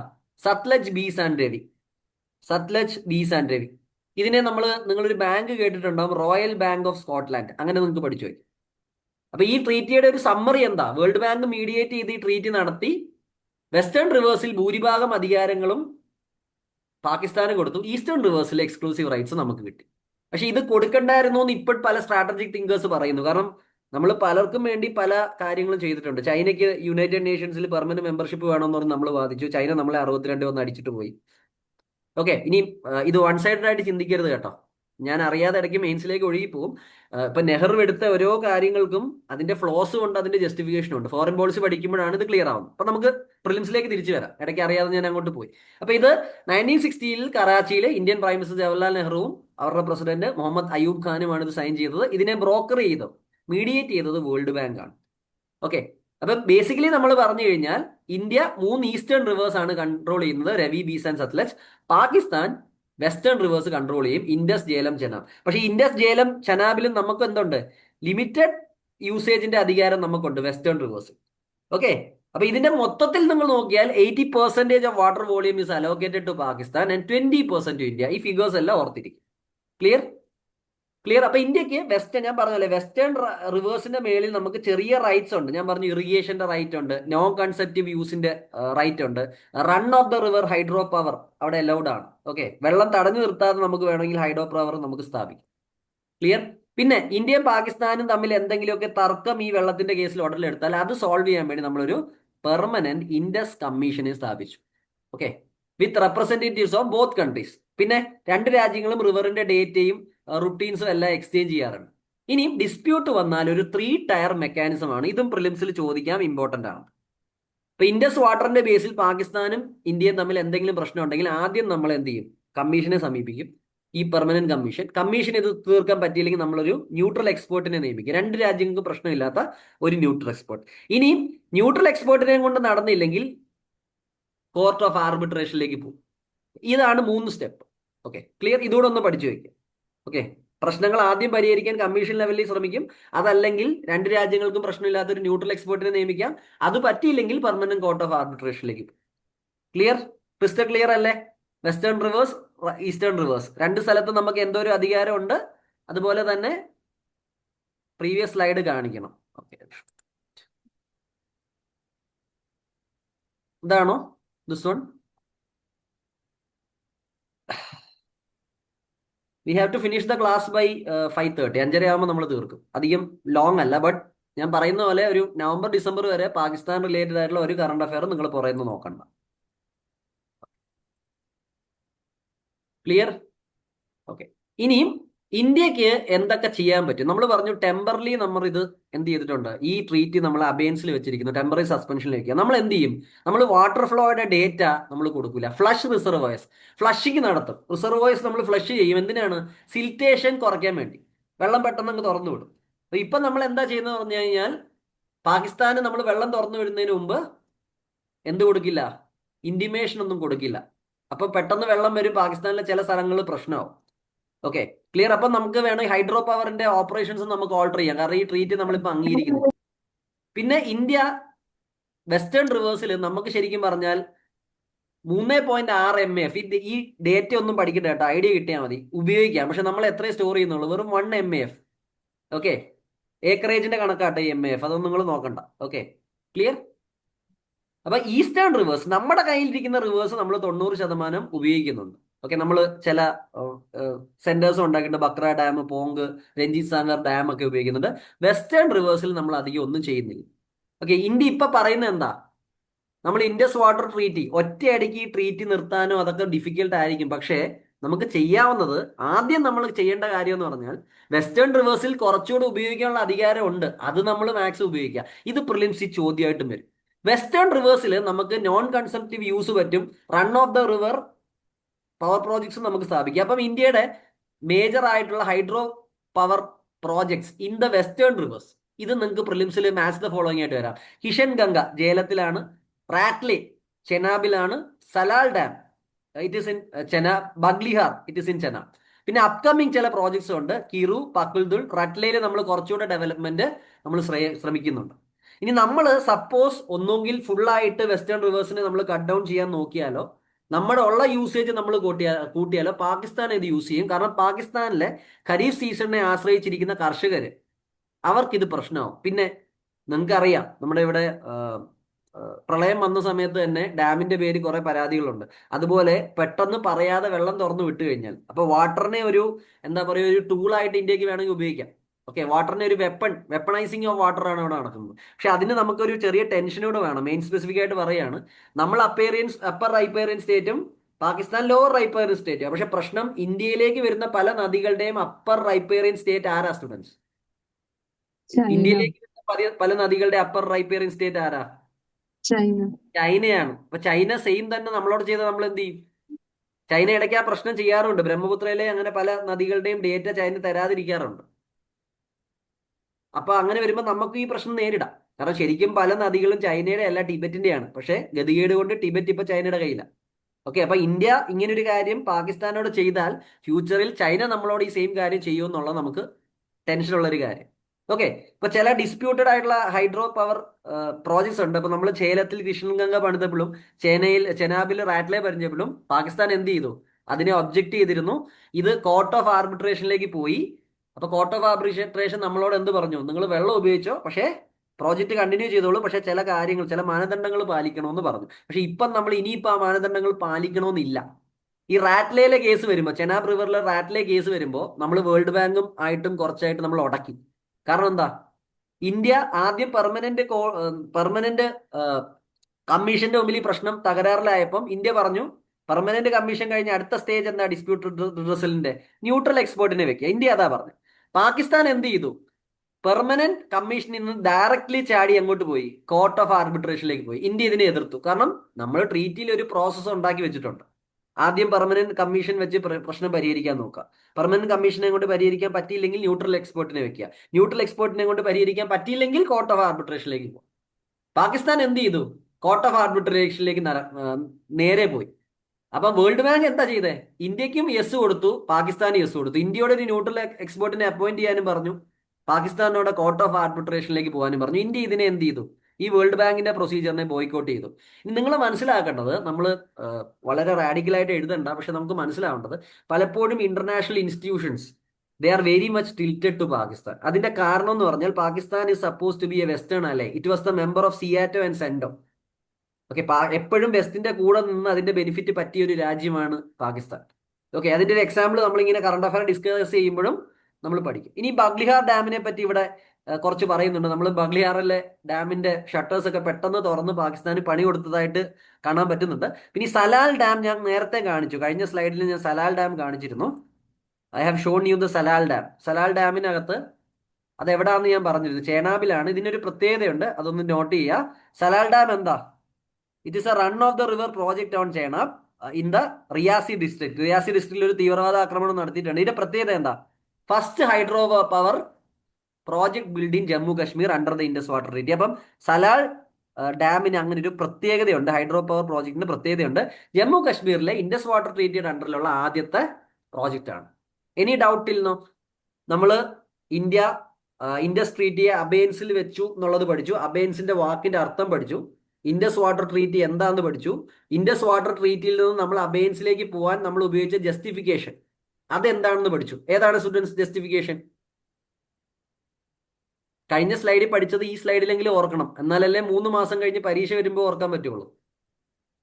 Article 62 of Vietnam convention on treaties. Okay, പഠിക്കണം കേട്ടോ. നമ്മൾ ഇതിനകത്ത് ഫാക്ച്വൽ ആയിട്ട് കുറച്ച് കാര്യങ്ങളെ ഞാൻ പഠിപ്പിച്ചിട്ടുള്ളൂ. ബാക്കി ഈ പറയുന്ന എല്ലാ കഥയും നിങ്ങൾ പഠിക്കണമെന്നില്ല, ഐഡിയ കിട്ടണം. ഇൻഡസ് വാട്ടർ ട്രീറ്റി എന്ന് പറഞ്ഞാൽ വെസ്റ്റേൺ റിവേഴ്സ് ഉണ്ട്, ഈസ്റ്റേൺ റിവേഴ്സ് ഉണ്ട്. വെസ്റ്റേൺ റിവേഴ്സിൽ കൂടുതൽ ഭൂരിഭാഗം കൺട്രോളും പാകിസ്ഥാനാണ്. ഈസ്റ്റേൺ റിവേഴ്സിൽ ഇന്ത്യക്ക് എക്സ്ക്ലൂസീവ് കൺട്രോൾ. വെസ്റ്റേൺ റിവേഴ്സിൽ നമുക്ക് ചെറിയ ചെറിയ കാര്യങ്ങൾ ചെയ്യാം. ഇറിഗേഷന് ഉപയോഗിക്കാം, നോൺ കൺസെപ്റ്റീവ് യൂസിന് ഉപയോഗിക്കാം, run of the water hydro power projects നമുക്ക് വെക്കാം. പിന്നെ ഇൻഡസ് വാട്ടർ ട്രീറ്റിയുടെ ഡിസ്പ്യൂട്ട് പാകിസ്ഥാൻ ഇന്ത്യയിലേക്ക് വന്നു കഴിഞ്ഞാൽ അതിന്റെ പ്രോസസ് എങ്ങനെയാണ്? ആദ്യം പെർമനന്റ് കമ്മീഷൻ കഴിഞ്ഞ് ന്യൂട്രൽ എക്സ്പെർട്ട് കഴിഞ്ഞ് ആർബിട്രേഷൻ. ക്ലിയർ? ഓക്കെ, ഇനി നോക്കിക്കേ, ഇൻഡസ് ജേലം ചെനാബ്. ഈ പാകിസ്ഥാൻ എന്ത് മുതൽ പ്രശ്നമാണ് ഉണ്ടാവുന്നത്? സപ്പോസ് നമ്മൾ ഈ ഡാമുകളൊക്കെ പണിത് വെസ്റ്റേൺ റിവേഴ്സിനെ നമ്മൾ ബ്ലോക്ക് ചെയ്താൽ, വെള്ളം നമ്മൾ കൂടുതലെടുത്താൽ അവരുടെ അഗ്രികൾച്ചറിനെ ബാധിക്കും, അവരുടെ ഡൊമസ്റ്റിക് യൂസിനെ ബാധിക്കും, അവരുടെ ഹൈഡ്രോ പവറിനെയും ബാധിക്കും. 80% പാകിസ്ഥാൻ ഇപ്പോഴും എന്തുണ്ട്? ഈ പറയുന്ന അഗ്രികൾച്ചറിനെ അവർ ഫോക്കസ് ചെയ്യുന്നുണ്ട്. അപ്പം അവരുടെ അഗ്രികൾച്ചറിന്റെ 80%വും ഹൈഡ്രോ പവറിന്റെ 30% എവിടുന്നാണ് വരുന്നത്? ഇൻഡസ് ബേസിലാണ് വരുന്നത്. ഇപ്പൊ തന്നെ പാകിസ്ഥാനകത്ത് അടിയുണ്ട്. അപ്പൊ പാകിസ്ഥാൻ എന്ന് പറഞ്ഞാൽ നിങ്ങൾ പുറമേന്ന് കാണുന്ന പോലെ ഒരു സിംഗിൾ എൻറ്റിറ്റി അല്ല. Pakistan is A mix of culture. അവിടെ ബലോച്ചുകളുണ്ട്, ബലോചിസ്ഥാൻ ഡിഫറെന്റ് കൾച്ചർ. സിന്ധികളുണ്ട്, അവർക്ക് ഡിഫറെന്റ് കൾച്ചർ. പഷ്തൂണുകളുണ്ട്, അവർക്ക് ഡിഫറെന്റ് കൾച്ചർ. പഞ്ചാബി പാകിസ്ഥാനീസ് ഉണ്ട്, അവരുടെ ഡിഫറെന്റ് കൾച്ചർ. ഈ പഞ്ചാബികളാണ് പാകിസ്ഥാന്റെ ഡീപ് സ്റ്റേറ്റിനെയും ഗവൺമെന്റിനെയും കുറെയൊക്കെ കൺട്രോൾ ചെയ്യുന്നത്. അപ്പൊ ഇപ്പൊ തന്നെ വാട്ടർ ഡൈവേർഷന്റെ പേരിൽ സിന്ധി ആൾക്കാരും പഞ്ചാബീസും തമ്മിൽ അടിയാണ്. ക്ലിയർ? അപ്പൊ ഇതൊക്കെ നോക്കുക. എനി ഡൗട്ട് ഇല്ല സ്റ്റുഡൻസ്? നമ്മൾ അത് അവസാനിപ്പിച്ചു. Okay, Indus water treaty I think it is clear. Okay, ഞാൻ ക്ലാസ്സിൽ എടുക്കുമ്പോൾ ഇത് 1.5 മണിക്കൂർ കൊണ്ട് ഇതിന്റെ അനാലിസിസും ഇതിന്റെ കാര്യങ്ങളും ഒക്കെ പറയും, പക്ഷെ അത് നമുക്ക് ഇവിടെ ആവശ്യമില്ല. Okay, clear? ഇനി പുതിയൊരു കറണ്ട് അഫയർ ആണ്. നമ്മൾ പുതിയൊരു പ്രോജക്റ്റിന്റെ കാര്യവും പറയുന്നുണ്ട്. നമ്മൾ നേരത്തെ സവാൽകോട്ടെ എന്ന് പറയുന്ന ഒരു പ്രോജക്റ്റ്, ഹൈഡൽ പ്രോജക്റ്റ് ചേനാബില് പുതിയതല്ല, കറണ്ട് അഫയറിൽ വരുന്നതാണ്. സാധാരണ നമ്മൾ കാണാത്ത ഒരു ന്യൂസ് ആയതുകൊണ്ട് ഇറ്റ് ക്യാൻ പോപ്പ് അപ്പ്. ഇപ്പൊ സവാൽകോട്ടെ ഡാം നമ്മൾ ഈ ഇൻഡസ് വാട്ടർ ട്രീറ്റി ഒക്കെ അനുസരിച്ച് നമ്മളത് മുമ്പോട്ട് കൊണ്ടുപോകാതൊക്കെ ഇരുന്നതാണ്. പക്ഷെ ഇപ്പൊ എന്ത് ചെയ്യുന്നുണ്ട്? നമ്മൾ അതിനെ റിന്യൂ ചെയ്തിട്ടുണ്ട്. അപ്പൊ ഇത് ചോദിക്കാം, Sawalkote dam project is on Chenab. അതിന്റെ ബാക്കി ഡീറ്റെയിൽസ് നിങ്ങൾ നോക്കിയാൽ മതി, നോട്ട് ഇമ്പോർട്ടൻറ്റ്. ക്ലിയർ? ഓക്കെ, അപ്പൊ ഈ ഒറ്റ പേരും ഒറ്റ നദിയും, ഏത് നദിയിലാണ് ഈ പ്രോജക്റ്റ് എന്നുള്ളത് മാത്രം. Sawalkote dam is on Chenab. ഇനി നമ്മൾ എന്ത് ചെയ്തിട്ടുണ്ട്? നമ്മൾ ഈ അട്ടാരി വാഗ ബോർഡറിന്റെ ഇന്റഗ്രേഷൻ ചെക്ക് പോസ്റ്റ് നമ്മൾ ക്ലോസ് ചെയ്തിട്ടുണ്ട്. നിങ്ങൾ ഹോംവർക്ക് ആയിട്ട് അല്ല, ഞാൻ ബംഗ്ലാദേശ് പഠിപ്പിക്കുമ്പോൾ ഞാൻ തന്നെ പഠിപ്പിക്കാം, ഡോണ്ട് വറി. അപ്പം ഈ ഒരു ബോർഡർ ക്രോസിംഗിൽ ICP ഇന്റഗ്രേറ്റഡ് ചെക്ക് പോസ്റ്റുകൾ നമ്മൾ ക്ലോസ് ചെയ്തിട്ടുണ്ട്. 2005 ലൊക്കേഷൻ നിങ്ങൾക്ക് കാണാം. വാഗ ബോർഡർ ഒക്കെ വളരെ ഫേമസ് ആണ്. ഓക്കെ, മാർച്ച് പാസ്റ്റും കാര്യങ്ങളൊക്കെ ഉണ്ട്. അപ്പൊ പാകിസ്ഥാനും ഇന്ത്യയായിട്ടുള്ള ട്രേഡ് ഡിക്ലൈൻ ചെയ്തിട്ടുണ്ട്. അതിന്റെ ഫിഗേഴ്സ് ഒന്നും നിങ്ങളോട് ചോദിക്കില്ല. അട്ടാരി റൂട്ട് വഴി ട്രേഡ് തുടങ്ങിയത്, ഇത് ഓപ്പൺ ചെയ്തിരിക്കുന്നത് 2005. Okay, clear? Okay, clear? And the integrated check post, ഇപ്പൊ നമ്മൾ ക്ലോസ് ചെയ്ത ഇന്റഗ്രേറ്റഡ് ചെക്ക് പോസ്റ്റ് 2012 തുടങ്ങിയതാണ്. പക്ഷെ ഇതെല്ലാം നമ്മൾ എന്ത് ചെയ്തു? ക്ലോസ് ചെയ്തു. ഇനി പാകിസ്ഥാനിലേക്ക് നമ്മൾ മേജർലി എക്സ്പോർട്ട് ചെയ്യുന്നത് എന്താ? സോയ്ബീൻസും പോൾട്രി ഫീഡും വെജിറ്റബിൾസും പ്ലാസ്റ്റിക് പ്രോഡക്ട്സും ആണ്. ഇന്ത്യയിലേക്ക് നമ്മൾ ഇമ്പോർട്ട് ചെയ്യുന്ന ഡ്രൈ ഫ്രൂട്ട്സും ഡേറ്റ്സും ജിപ്സും സിമെന്റും. പണ്ട് കാലത്ത് ഇങ്ങനെയുള്ള ചോദ്യങ്ങൾ വരുന്നുണ്ടായിരുന്നു. ജസ്റ്റ് വായിച്ചു പോവുക, അത്ര ഇമ്പോർട്ടന്റ് അല്ല. ഇനിയും ഇന്ത്യ എന്തും ചെയ്തു? കർത്താർപൂർ കോറിഡോർ നമ്മൾ എന്ത് ചെയ്തു? ഷട്ട് ഡൗൺ ചെയ്തു. കർത്താർപൂർ കോറിഡോർ വേറെ ഒന്നുമല്ല സ്റ്റുഡൻസ്, ഈ പാകിസ്ഥാനിൽ നിന്ന് ഇന്ത്യയിലേക്ക് ഒരു 4.7 കിലോമീറ്റർ ഡിഫറൻസിൽ 2 ഗുരുദ്വാരകളുണ്ട്. ഒന്ന് ഗുരുദ്വാര ദേര ബാബ നാനക്, ഗുർദാസ്പൂർ, നമ്മുടെ ഇന്ത്യൻ പഞ്ചാബിലുള്ളത്. പിന്നെ പാകിസ്ഥാനി പഞ്ചാബിന്റെ റീജിയനിലുള്ള ഗുരുദ്വാര ദർബാർ സാഹിബ്, പാകിസ്ഥാനില്. ഓക്കെ, ഗുരുനാനക്കിന്റെ അന്ത്യവിശ്രമം കൊള്ളുന്ന സ്ഥലം. അപ്പൊ ഇത് രണ്ടും സിഖുകളെ സംബന്ധിച്ചോളം എന്താണ്, അവർക്ക് റിലീജിയസ്ലി വളരെ ഇമ്പോർട്ടന്റ് ആയിട്ടുള്ള സ്ഥലമാണ്. ഓക്കെ, അപ്പൊ ഈ രണ്ട് സ്ഥലത്തേക്കും ക്രോസ് ബോർഡറിൽ സന്ദർശനങ്ങൾ അലവ് ചെയ്യുന്നതാണ്. അപ്പൊ ഈ ഒരു കോറിഡോറിനെയാണ് നമ്മൾ കർത്താർപൂർ കോറിഡോർ എന്ന് പറയുന്നത്. 99 അടൽ ബിഹാരി വാജ്പേയി ആണ് ലാഹോർ ബസ് ഡിപ്ലോമസിയുടെ ഭാഗമായിട്ട് ഓപ്പൺ ചെയ്തത്. Okay, clear. അപ്പൊ ഈ കോറിഡോറിന്റെ കംപ്ലീഷൻ 2019 നടന്നു, 550ാമത്തെ ബർത്ത് ആനിവേഴ്സറി അനുബന്ധിച്ച്. ഇന്ത്യ ഇത് ക്ലോസ് ചെയ്തിരിക്കുകയാണ്. ഇപ്പൊ ഇത് ശരിക്കും പറഞ്ഞാൽ 4.7 കിലോമീറ്റേഴ്സാണ് ഈ ഒരു ഗുർദാസ്പൂർ ടു ഗുർജൻവാല ഈ റൂട്ടിൽ. ഓക്കെ, അപ്പൊ ഇത് നമ്മൾ ക്ലോസ് ചെയ്ത്. പാകിസ്ഥാൻ ഇതിന്റെ വിസ ക്ലോസ് ചെയ്തിട്ടില്ല കേട്ടോ. കാരണം പാകിസ്ഥാൻ സ്നേഹം കൊണ്ട് മാത്രമാണ് കർത്താർപൂർ കോറിഡോർ പ്രവർത്തിക്കുന്നത് നിങ്ങൾ ചിന്തിച്ചു കഴിഞ്ഞാൽ യു ആർ വെരി റോങ്. അതിനകത്ത് വ്യക്തമായിട്ടൊരു K2 അജണ്ടയുണ്ട്. പാകിസ്ഥാന്റെ K2 അജണ്ട എന്താ students? Khalistan and Kashmir. Okay, Khalistan and Kashmir agenda. Okay, clear? Do you people need a break or shall I continue? Break വേണോ ഓർ ഷാൽ ഐ കണ്ടിന്യൂ? കഴിയാറായി, നമുക്ക് സിഗ്നൽ അഗ്രിമെന്റും ഇനി കുറച്ച് കാര്യങ്ങളേ ഉള്ളൂ. സിപെക്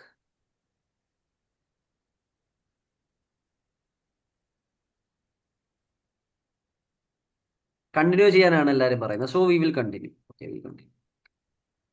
ഇപ്പം ഈ ഓപ്പറേഷൻ സിന്ദൂർ കഴിഞ്ഞ് പാകിസ്ഥാൻ പിന്നെ ഇന്ത്യക്കെതിരെ ഒരു കാര്യം ചെയ്തിരിക്കുന്നത്, എന്തായാലും നിങ്ങൾ ഇൻഡസ് വാട്ടർ ട്രീറ്റിയിൽ നിന്ന് ഇറങ്ങിപ്പോകാൻ തീരുമാനിച്ചു. സോ ഞങ്ങൾ ഷിംല കരാറിൽ നിന്ന് നമ്മൾ സസ്പെൻഡ് ചെയ്യാന്ന് പറഞ്ഞു. ഈ ഷിംല കരാർ എപ്പോഴാണ് സ്റ്റുഡൻസ് വന്നത്? ഇതൊക്കെ വളരെ വളരെ ബേസിക് ആയിട്ടുള്ള കാര്യം കേട്ടോ, India Pakistan relations. Bangladesh war. 1971 Bangladesh വാറിന് ശേഷം, അല്ലെങ്കിൽ ബംഗ്ലാദേശ് ലിബറേഷൻ വാറിന് ശേഷം.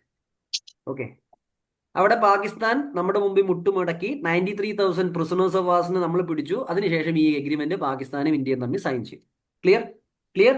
The aim was to promote peace, avoid future conflict and lay down the framework of bilateral relationship. പക്ഷെ ഇതൊന്നും പാകിസ്ഥാൻ പാലിച്ചില്ലെന്നുള്ളതാണ് സത്യം. ഓക്കെ, അപ്പൊ ഷിംല പ്രൊവിഷൻസിന്റെ കീ പ്രൊവിഷൻസ് എന്താണ്?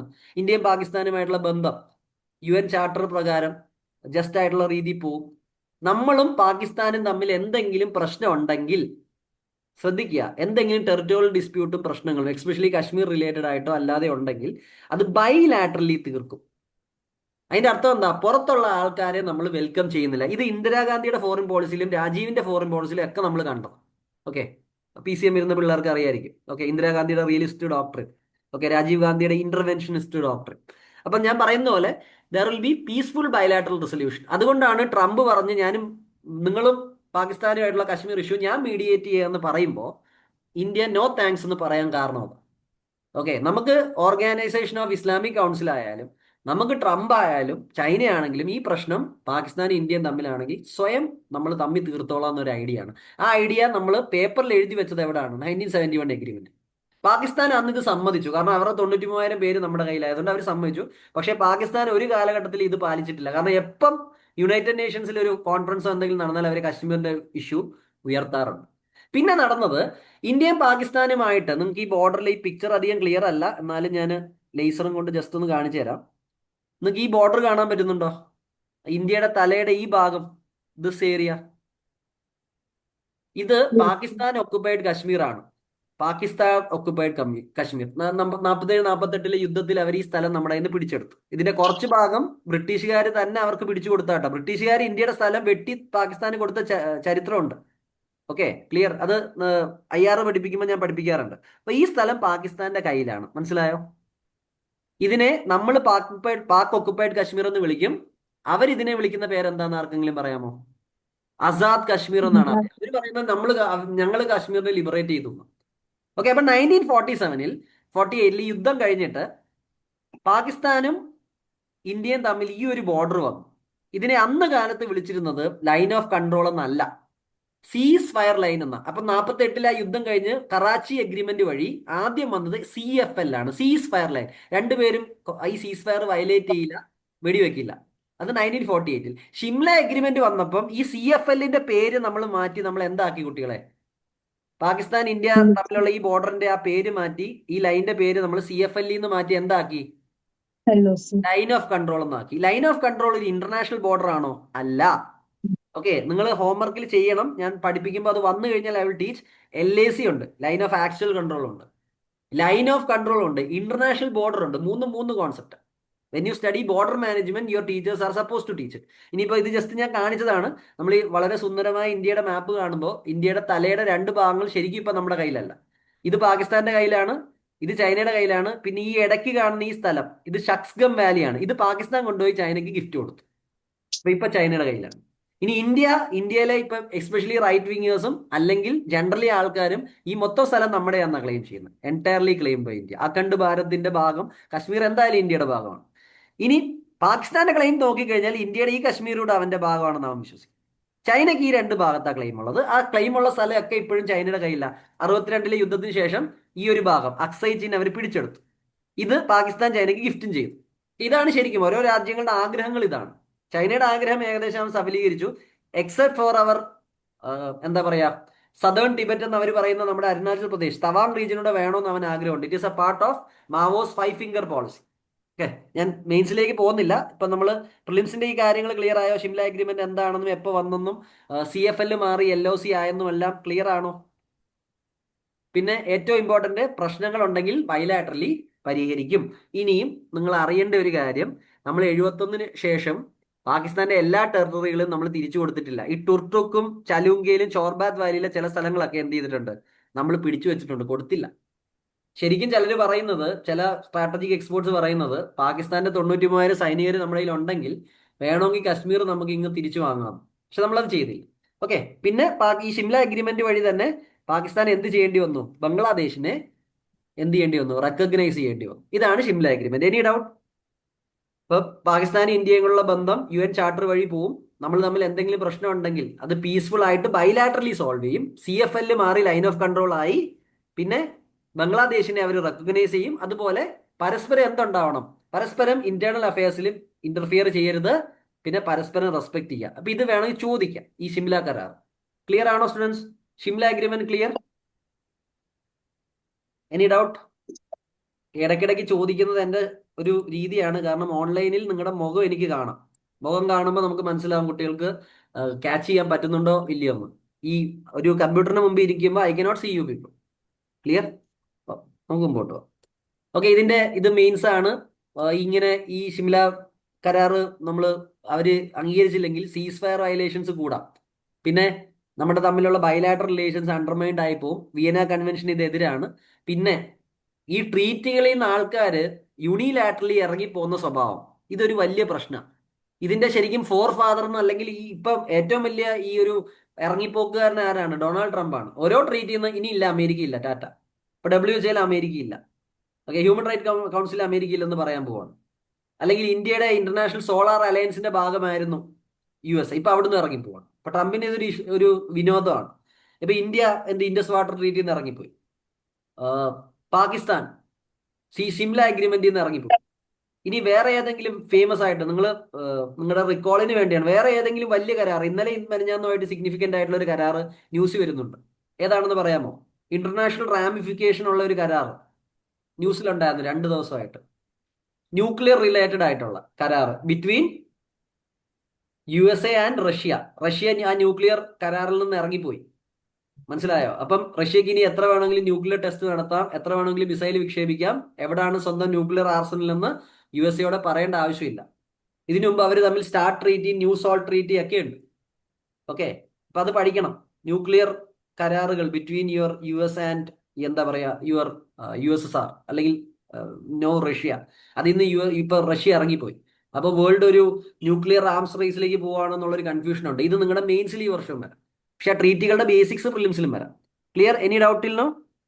ഇപ്പൊ സ്റ്റാർട്ട് ട്രീറ്റി, ന്യൂ സ്റ്റാർട്ടും അതുപോലുള്ള കാര്യങ്ങളും. ഇപ്പൊ ഈ ഫെബ്രുവരി 5-ാം തീയതിയാണ് ആ കരാറിന്റെ കാലാവധി കഴിയുന്നത്. ഇനിയും റഷ്യയുടെ മുകളിൽ അത് ബാധകമല്ല. അപ്പൊ അതുകൊണ്ട് ചോദ്യം വരാം. ഓക്കെ, അപ്പൊ ഇങ്ങനെയാണ് നമ്മൾ കണക്ട് ചെയ്യേണ്ടത്. ക്ലിയർ? ഇനി നമുക്ക് അടുത്ത current affair, China Pakistan economic corridor, CPEC. Okay, ഇത് ചൈനയുടെ ബെൽറ്റ് ആൻഡ് റോഡ് ഇനീഷ്യേറ്റീവിന്റെ ഭാഗമാണ്. ബെൽറ്റ് ആൻഡ് റോഡ് ഇനീഷ്യേറ്റീവ് ചൈനയുടെ ഒരു മൾട്ടി പ്രോങ്ഡ് ആയിട്ടുള്ള ഒരു കണക്ടിവിറ്റി പ്രോജക്റ്റ് ആണ്. ചൈനയുടെ പാസ്റ്റ് ഗ്ലോറിയിലേക്ക് ചൈനയെ തിരിച്ചു കൊണ്ടുവരും. അതാണ് ഇതിന്റെ ഏറ്റവും വലിയ ഉദ്ദേശം. അതിനകത്ത് ഈ ബെൽറ്റ് ആൻഡ് റോഡ് ഇനീഷ്യേറ്റീവിന്റെ ആദ്യത്തെ പേര് ആർക്കെങ്കിലും അറിയാമോ? Anyone remembers? ആദ്യം ഇതിനെ BRI എന്നല്ല വിളിച്ചോണ്ടിരുന്നത്. ഒബോർ എന്ന് കേട്ടിട്ടുണ്ടോ ആരെങ്കിലും? One belt one road initiative. അതിനെ പിന്നെ ഇപ്പൊ എല്ലാവരും നമ്മൾ BRI എന്ന് വിളിക്കുന്നത്. ഇതിനകത്ത് മാരിടൈം കോൺസ്റ്റിറ്റ്യൂന്റ് ഉണ്ട്, ഇവിടെ നിങ്ങൾക്ക് കാണാം. മാരിടൈം സിൽക്ക് റൂട്ടും ഉണ്ട്, ലാൻഡ് കണക്ടിവിറ്റി ഉണ്ട്, രണ്ടും ഉണ്ട്. രണ്ടും ഇവിടെ നമുക്ക് കാണാം. ഓക്കെ, ബെൽറ്റ് ആൻഡ് റോഡ് ഒക്കെ നമ്മൾ സെപ്പറേറ്റ്ലി പഠിക്കും കേട്ടോ. ഇത് ഞാൻ നിങ്ങൾക്ക് ഒരു ഓവർവ്യൂ തരുന്നു എന്നേ ഉള്ളൂ. ക്ലിയർ? ഇതാണ് ഇത് അതിന്റെ മാരിടൈം കോമ്പോണന്റ്. ഈ ബ്ലൂയിൽ കാണുന്നത് ഇതിന്റെ ലാൻഡ് റൂട്ട് കോമ്പോണന്റ്. പഴയ സിൽക്ക് റൂട്ട് ഇല്ലേ, പഴയ സിൽക്ക് റൂട്ടിനെ റിവൈവ് ചെയ്യാനുള്ള ശ്രമമാണ്. ഓക്കെ, ആ BRI പ്രോജക്റ്റിന്റെ ഒരു ഭാഗമാണ് എന്ത്, ഇവിടെ നിങ്ങൾ കാണുന്ന ചൈന പാകിസ്ഥാൻ എക്കണോമിക് കോറിഡോർ. അപ്പൊ ഈ ഒബോറിനെ പറ്റിയും BRIയെ പറ്റിയൊക്കെ ഇവിടെ ഞാൻ എഴുതിയിട്ടുണ്ട്. Those who want to watch it can watch. ഇനി ഇന്ത്യ BRIയുടെ ഭാഗമാണോ? ഇന്ത്യ BRIയുടെ ഭാഗമാണോ? Is India part of belt and road initiative students? No. No. No. Why we are not a part of it? Pak occupied Kashmir. Pak occupied കാശ്മീരിലാണ് ഈ project പോകുന്നത്, run ചെയ്യുന്നത്. കാരണം പാകിസ്ഥാൻ, നമ്മൾ പറയുന്നത് ഈ സ്ഥലം പാകിസ്ഥാന്റെ പോലും അല്ല, ഡിസ്പ്യൂട്ടഡ് ഏരിയ ആണ്. How can you start an economic project or connectivity project in A disputed area? ഇത് ഇന്ത്യ ക്ലെയിം ചെയ്യുന്ന സ്ഥലം, ചൈനയും ചെയ്യുന്നത് ശരിയല്ല, കാരണം ഇത് ഡിസ്പ്യൂട്ടഡ് ഏരിയ ആണ്. അതുപോലെ തന്നെ ഈ ഇടയ്ക്ക് കുറച്ച് നാളുകൾക്ക് മുമ്പ് there was A diplomatic spat between Indian diplomats and Chinese diplomats. കാരണം അവർ എടുത്തു പറഞ്ഞ സ്ഥലം ഷക്സ്ഗം വാലി. ഇന്ത്യ പറഞ്ഞു ഷക്സ്ഗം വാലി ഞങ്ങളുടെയാണ്, ചൈന പറഞ്ഞ അല്ല അത് ഞങ്ങളുടെയാണ്, ഞങ്ങൾ അവിടെ പ്രോജക്റ്റ് നടത്തിക്കൊണ്ടിരിക്കുകയാണ്. അപ്പൊ ഈ ഷക്സ്ഗം നമുക്ക് ഇമ്പോർട്ടന്റ് ആണ്. ഇതാണ് ഷക്സ്ഗം വാലി. ഏതാ സ്റ്റുഡൻസ്? ഞാൻ നിങ്ങളെ കാണിച്ചിട്ടുണ്ട് ഈ ഒരു സ്ഥലം. This area was gifted by Pakistan to China in 1963 after the war. Clear? 1963 ആണെന്ന് എൻ്റെ ഓർമ്മ. എനിവേസ്, ഇത് മനസ്സിലായല്ലോ. ഇനി ബെൽറ്റ് ആൻഡ് റോഡ് ഇനീഷ്യേറ്റീവിന്റെ ഒരു ഭാഗം മാത്രമാണ് കഷ്ഗർ, ചൈനയുടെ കാഷ്ഗറിൽ നിന്ന് ഗ്വാദാർ വരെ റൺ ചെയ്യുന്ന എന്ത്, ചൈന പാകിസ്ഥാൻ എക്കണോമിക് കോറിഡോർ. ഇത് is 3000 kilometres off road, railway and pipe line, multi pronged ആയിട്ടുള്ള പ്രോജക്റ്റാണ്. ഓക്കെ, അപ്പൊ എന്താണ് കണക്ട് ചെയ്യുന്നത്? പാകിസ്ഥാന്റെ ഗോദാർ പോർട്ടിനെയും കഷ്ഗർ, ചൈനയിലെ കഷ്ഗറുമായിട്ടാണ് കണക്ട് ചെയ്യുന്നത്. ഓക്കെ, കഷ്ഗർ എവിടാ നിൽക്കുന്നത്? Xinjiang Uyghur autonomous region. ഇവിടെ ചൈന നേരിടുന്ന പ്രശ്നമാണ് ഉയ്ഗൂർ ഇഷ്യൂ. ഓക്കെ, ഇനി നിങ്ങളോട് UPSC ഒരിക്കലും ഇപ്പൊ ഫാക്ച്വൽ അല്ലാത്ത ക്വസ്റ്റ്യൻസും UPSC ചോദിച്ചോടെ. അതിന്റെ ഒരു വലിയ എക്സാമ്പിൾ ആണ് അസർഷൻ ബേസ്ഡ് ക്വസ്റ്റ്യൻസ്. അപ്പം നിങ്ങളുടെ ഇന്റർനാഷണൽ റിലേഷൻസിലെ അണ്ടർസ്റ്റാൻഡിങ്ങിൽ നിന്നൊരു ചോദ്യം ചോദിക്കാം. നമ്മൾ ABCD എന്ന് പറഞ്ഞ എല്ലാം പഠിച്ചു വെച്ചാൽ പോരാ, you should have proper understanding.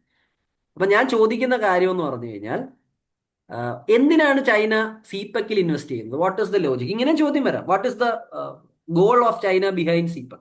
എന്താണ് ചൈന CPEC കൊണ്ട് ഉദ്ദേശിക്കുന്നത്? പറയാമോ ആർക്കെങ്കിലും? വൈ? ചൈനക്ക് ഇന്ത്യൻ ഓഷ്യനിലേക്ക് ഇറ്റ് നീഡ്സ് ആക്ഷൻ. Malaccas. ഒന്നാമത്തെ മെയിൻ കാര്യം, അത് BRIയുടെ ഒരു ഇതാണ്, ചൈനാസ് മലക്ക ഡിലേമ. അവന്റെ സപ്ലൈ റൂട്ട്. ഓക്കെ, അവൻ പല ഗുഡ്സും മേടിക്കുന്ന റൂട്ട്, അവന്റെ ഗുഡ്സ് എത്തുന്ന റൂട്ട് എന്ന് മലാക്ക ഏരിയയിലാണ്. മലാക്ക കടലിടുക്ക് നിങ്ങൾ കണ്ടിട്ടുണ്ടോ? അത് ഇവിടെ നിങ്ങൾക്ക് കാണാം. ഇവിടെ മലാക്ക കടലിടുക്കുണ്ട്. ഓക്കെ, ഈ മലാക്ക കടലിടുക്കിൽ എന്തെങ്കിലും ഒരു ബ്ലോക്കേജ് US-ഓ ഇന്ത്യയോ ചെയ്തു കഴിഞ്ഞാൽ ചൈന സ്റ്റണ്ണായി പോകും. അപ്പൊ ചൈനയ്ക്ക് ഓൾട്ടർനേറ്റീവ് റൂട്ട് വേണം. ഏഷ്യയിലേക്ക്, ഈ സെൻട്രൽ ഏഷ്യയിലേക്ക് കണക്റ്റഡ് ആവാനും വെസ്റ്റ് ഏഷ്യയിലേക്ക് കണക്റ്റഡ് ആവാനും ഇന്ത്യൻ ഓഷൻ വഴി യൂറോപ്പിലേക്ക് പോകാനും ഒക്കെ അതിന് റൂട്ട് വേണം. അപ്പം ചൈനയ്ക്ക് ഡയറക്ട്ലി ഈ സൈഡിൽ കൂടെ റൂട്ട് ഇല്ലാത്തതുകൊണ്ട് ഗ്വാഡർ അവന്റെ കൺട്രോളിലാണെങ്കിൽ it is getting entry to Arabian sea. ഇന്ത്യയും ചൈനയും തമ്മിൽ എപ്പോഴും പ്രശ്നമാണ്. ചൈന ഇന്ത്യയോട് പറയും Indian ocean does not mean India's ocean. Indian ocean എന്ന് പറഞ്ഞാൽ ഇന്ത്യയുടെ ഓഷൻ അല്ല. ഇന്ത്യ തിരിച്ച് ചൈനയോട് പറയും ചൈന സൗത്ത് ചൈന സീയിൽ പ്രശ്നം ഉണ്ടാകും. ഇന്ത്യ പറയും സൗത്ത് ചൈന സീ എന്ന് പറഞ്ഞാൽ ചൈനയുടെ സീ അല്ല. പെർമനന്റ് കോർട്ട് ഓഫ് ആർബിട്രേഷൻ നിങ്ങളുടെ എതിരെ വിധിച്ചിട്ട് നിങ്ങൾ അംഗീകരിക്കാതെ നിങ്ങൾ യൂണിലാറ്ററലി കാര്യങ്ങൾ ചെയ്യണം. സോ ഈ കാര്യങ്ങൾ മനസ്സിലാക്കുക. അപ്പൊ അതിന്റെ ലോജിക്ക് മനസ്സിലാക്കുക. ചൈനയെ ഇതിനെ ഫണ്ട് ചെയ്യുന്നു എന്ന് പറഞ്ഞാൽ, ഒന്ന് അവർക്ക് ഇന്ത്യ ബാലൻസ് ചെയ്യണം, that is A diplomatic international relations thing. പിന്നെ അവന് മലക്ക ഡിലേമിൽ നിന്ന് രക്ഷപ്പെടണം, ഇന്ത്യൻ ഓഷനിലേക്ക് ആക്സസ് ചെയ്യും. ക്ലിയർ? ഓക്കെ, അപ്പൊ ഇതുകൂടെ മനസ്സിലാക്കുക. അപ്പൊ CPEC ക്ലിയർ ആണോ? അപ്പൊ ഇതിന്റെ മെയിൻസ് റിലേറ്റഡ് ആയിട്ടുള്ള ആസ്പെക്ട്സ് ആണ് നിങ്ങൾ നോക്കുക. ഓക്കെ, ഇത് നോക്കുക. കാരണം മെയിൻസ് റിലേറ്റഡ് ആസ്പെക്ട്സ് എനിക്ക് ഇവിടെ പഠിപ്പിക്കാനുള്ള ടൈം ലിമിറ്റേഷൻസ് ഉണ്ട്. നമ്മൾ ഓഫ്ലൈനിലാണെങ്കിൽ നിങ്ങൾക്ക് ഡയറക്ട്ലി നമുക്ക് ഡിസ്കസ് ചെയ്ത് കൂടുതൽ മുമ്പോട്ട് കൊണ്ടുപോകും. ഇവിടെ I M having the limitation. Okay, പിന്നെ നമ്മുടെ ക്ലാസ്സുകൾ കൂടുതലും ഓഫ്ലൈൻ ആയിരിക്കും. ഓൺലൈൻ ഇന്നലെ നിങ്ങൾ കണ്ടതുപോലെ ഈ ഒരു ഫോർമാറ്റിലായിരിക്കില്ല, അത് പ്രൊജക്ടർ ഉപയോഗിച്ചിട്ടായിരിക്കും. പിന്നെ ഞാൻ പിന്നെയും പറയുന്നു, പറ്റുന്ന കുട്ടികൾ ഓഫ്ലൈൻ വരിക. കാരണം ഓഫ്ലൈനിൽ ഇരുന്നാൽ നിങ്ങളൊരു ലൂപ്പിലാണ്. നിങ്ങൾക്ക് അവിടെ ഇരുന്ന് പരീക്ഷ എഴുതാം, അവിടെ നിന്ന് ഡിസ്കസ് ചെയ്യാം, ഫാക്കൽറ്റിയുടെ കൂടെ ഇരിക്കാം. ഈ ക്ലാസ്സസ് ഒരു 60-70 hours ഓഫ് കറണ്ട് അഫയേഴ്സ് ഫുള്ളും. കറണ്ട് അഫയർ എന്ന് പറഞ്ഞാൽ നിങ്ങൾ ഇപ്പോഴും ശ്രദ്ധിക്കണം, കറണ്ട് അഫയർ മാത്രമല്ല, I'm integrating it with static too. സ്റ്റാറ്റിക്കിലെ കുറച്ച് കാര്യങ്ങൾ ഇവിടെ കിട്ടും. കാരണം UPSC-യുടെ കറണ്ട് അഫയർ എന്ന് പറഞ്ഞാൽ പുതിയതായിട്ട് നടക്കുന്ന ഒരു കാര്യമല്ല. ഓക്കെ, പുതിയതായിട്ട് നടക്കുന്ന ഒരു കാര്യത്തിന്റെ സ്റ്റാറ്റിക്കും നമ്മളെ സംബന്ധിച്ചോളം കറണ്ട് അഫയർ ആണ്. അപ്പൊ നമുക്ക് മുമ്പോട്ട് പോവാം. Will move forward. ഓക്കെ, ഇനി നിങ്ങൾക്ക് ഇന്ത്യ ജസ്റ്റ് പറഞ്ഞു പോകുമ്പോൾ പറഞ്ഞു വന്ന ഇന്ത്യയെ വളയുന്ന ചൈനീസ് സ്ട്രാറ്റജിയുടെ പേരറിയാമോ? ഇന്ത്യയുടെ ചുറ്റും പോർട്സിനകത്ത് ആക്സസും അതുപോലെ മിലിറ്ററി ലൊക്കേഷൻസിലെ ആക്സസും ഒക്കെ വെച്ച് നമ്മളെ കവർ ചെയ്യുന്ന അവരുടെ പോളിസിയുടെ പേരെന്താണ്? എന്താണ് SOP എന്ന് പറഞ്ഞാൽ? String of pearls. String of Paul's. ഇന്ത്യയുടെ കൗണ്ടറിന്റെ ഒരു പേരുണ്ട്. ഇപ്പൊ നമ്മുടെ ഫോറിൻ പോളിസി അനലിസ്റ്റുകളൊക്കെ ഉപയോഗിക്കാനുള്ള കൗണ്ടർ ഡയമണ്ട് നെക്ലേസ് അല്ലെങ്കിൽ നെക്ലേസ് ഓഫ് ഡയമണ്ട് സ്ട്രാറ്റജി. നമ്മളും ചുറ്റും പലയിടത്തും നമ്മൾ നമ്മുടെ ബേസസും അല്ലെങ്കിൽ ഈ പറയുന്ന പോലെ എക്കണോമിക്കലി നമ്മൾ പ്രസന്റ് ആണ്. ക്ലിയർ? അതൊന്നും ഓർത്തിരിക്കുക, നെക്ലേസ് ഓഫ് ഡയമണ്ട് അല്ലെങ്കിൽ ഡയമണ്ട് നെക്ലേസ് സ്ട്രാറ്റജി. ഇനിയും നമ്മൾ പഠിക്കുമ്പോൾ നമ്മൾ ഒരു കാര്യം കൂടെ പഠിക്കണം.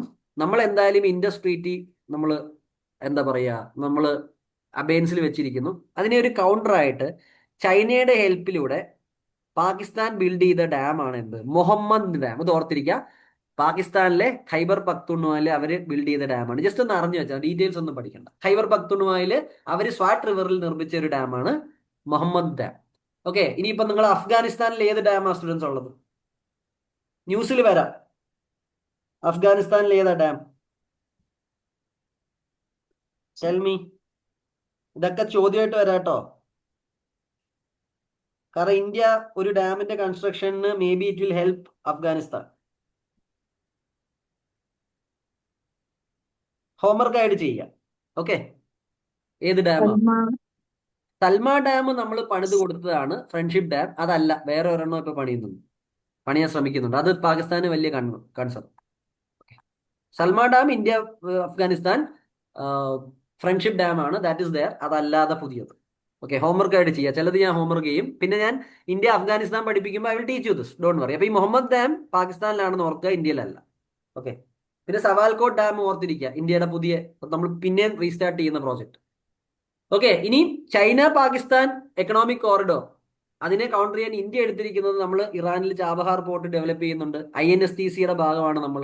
പിന്നെ നമ്മൾ IMEC-യുടെ ഭാഗമാണ് നമ്മൾ. ക്വാഡ്രിലാറ്ററൽ സെക്യൂരിറ്റി ഗ്രൂപ്പിന്റെ ഭാഗമാണ്. ഇതൊക്കെ മെയിൻസ് റിലേറ്റഡ് ആണ്. നിങ്ങൾ വായിച്ചു പോവുക, മെറ്റീരിയൽസിൽ അവൈലബിൾ ആയിരിക്കും.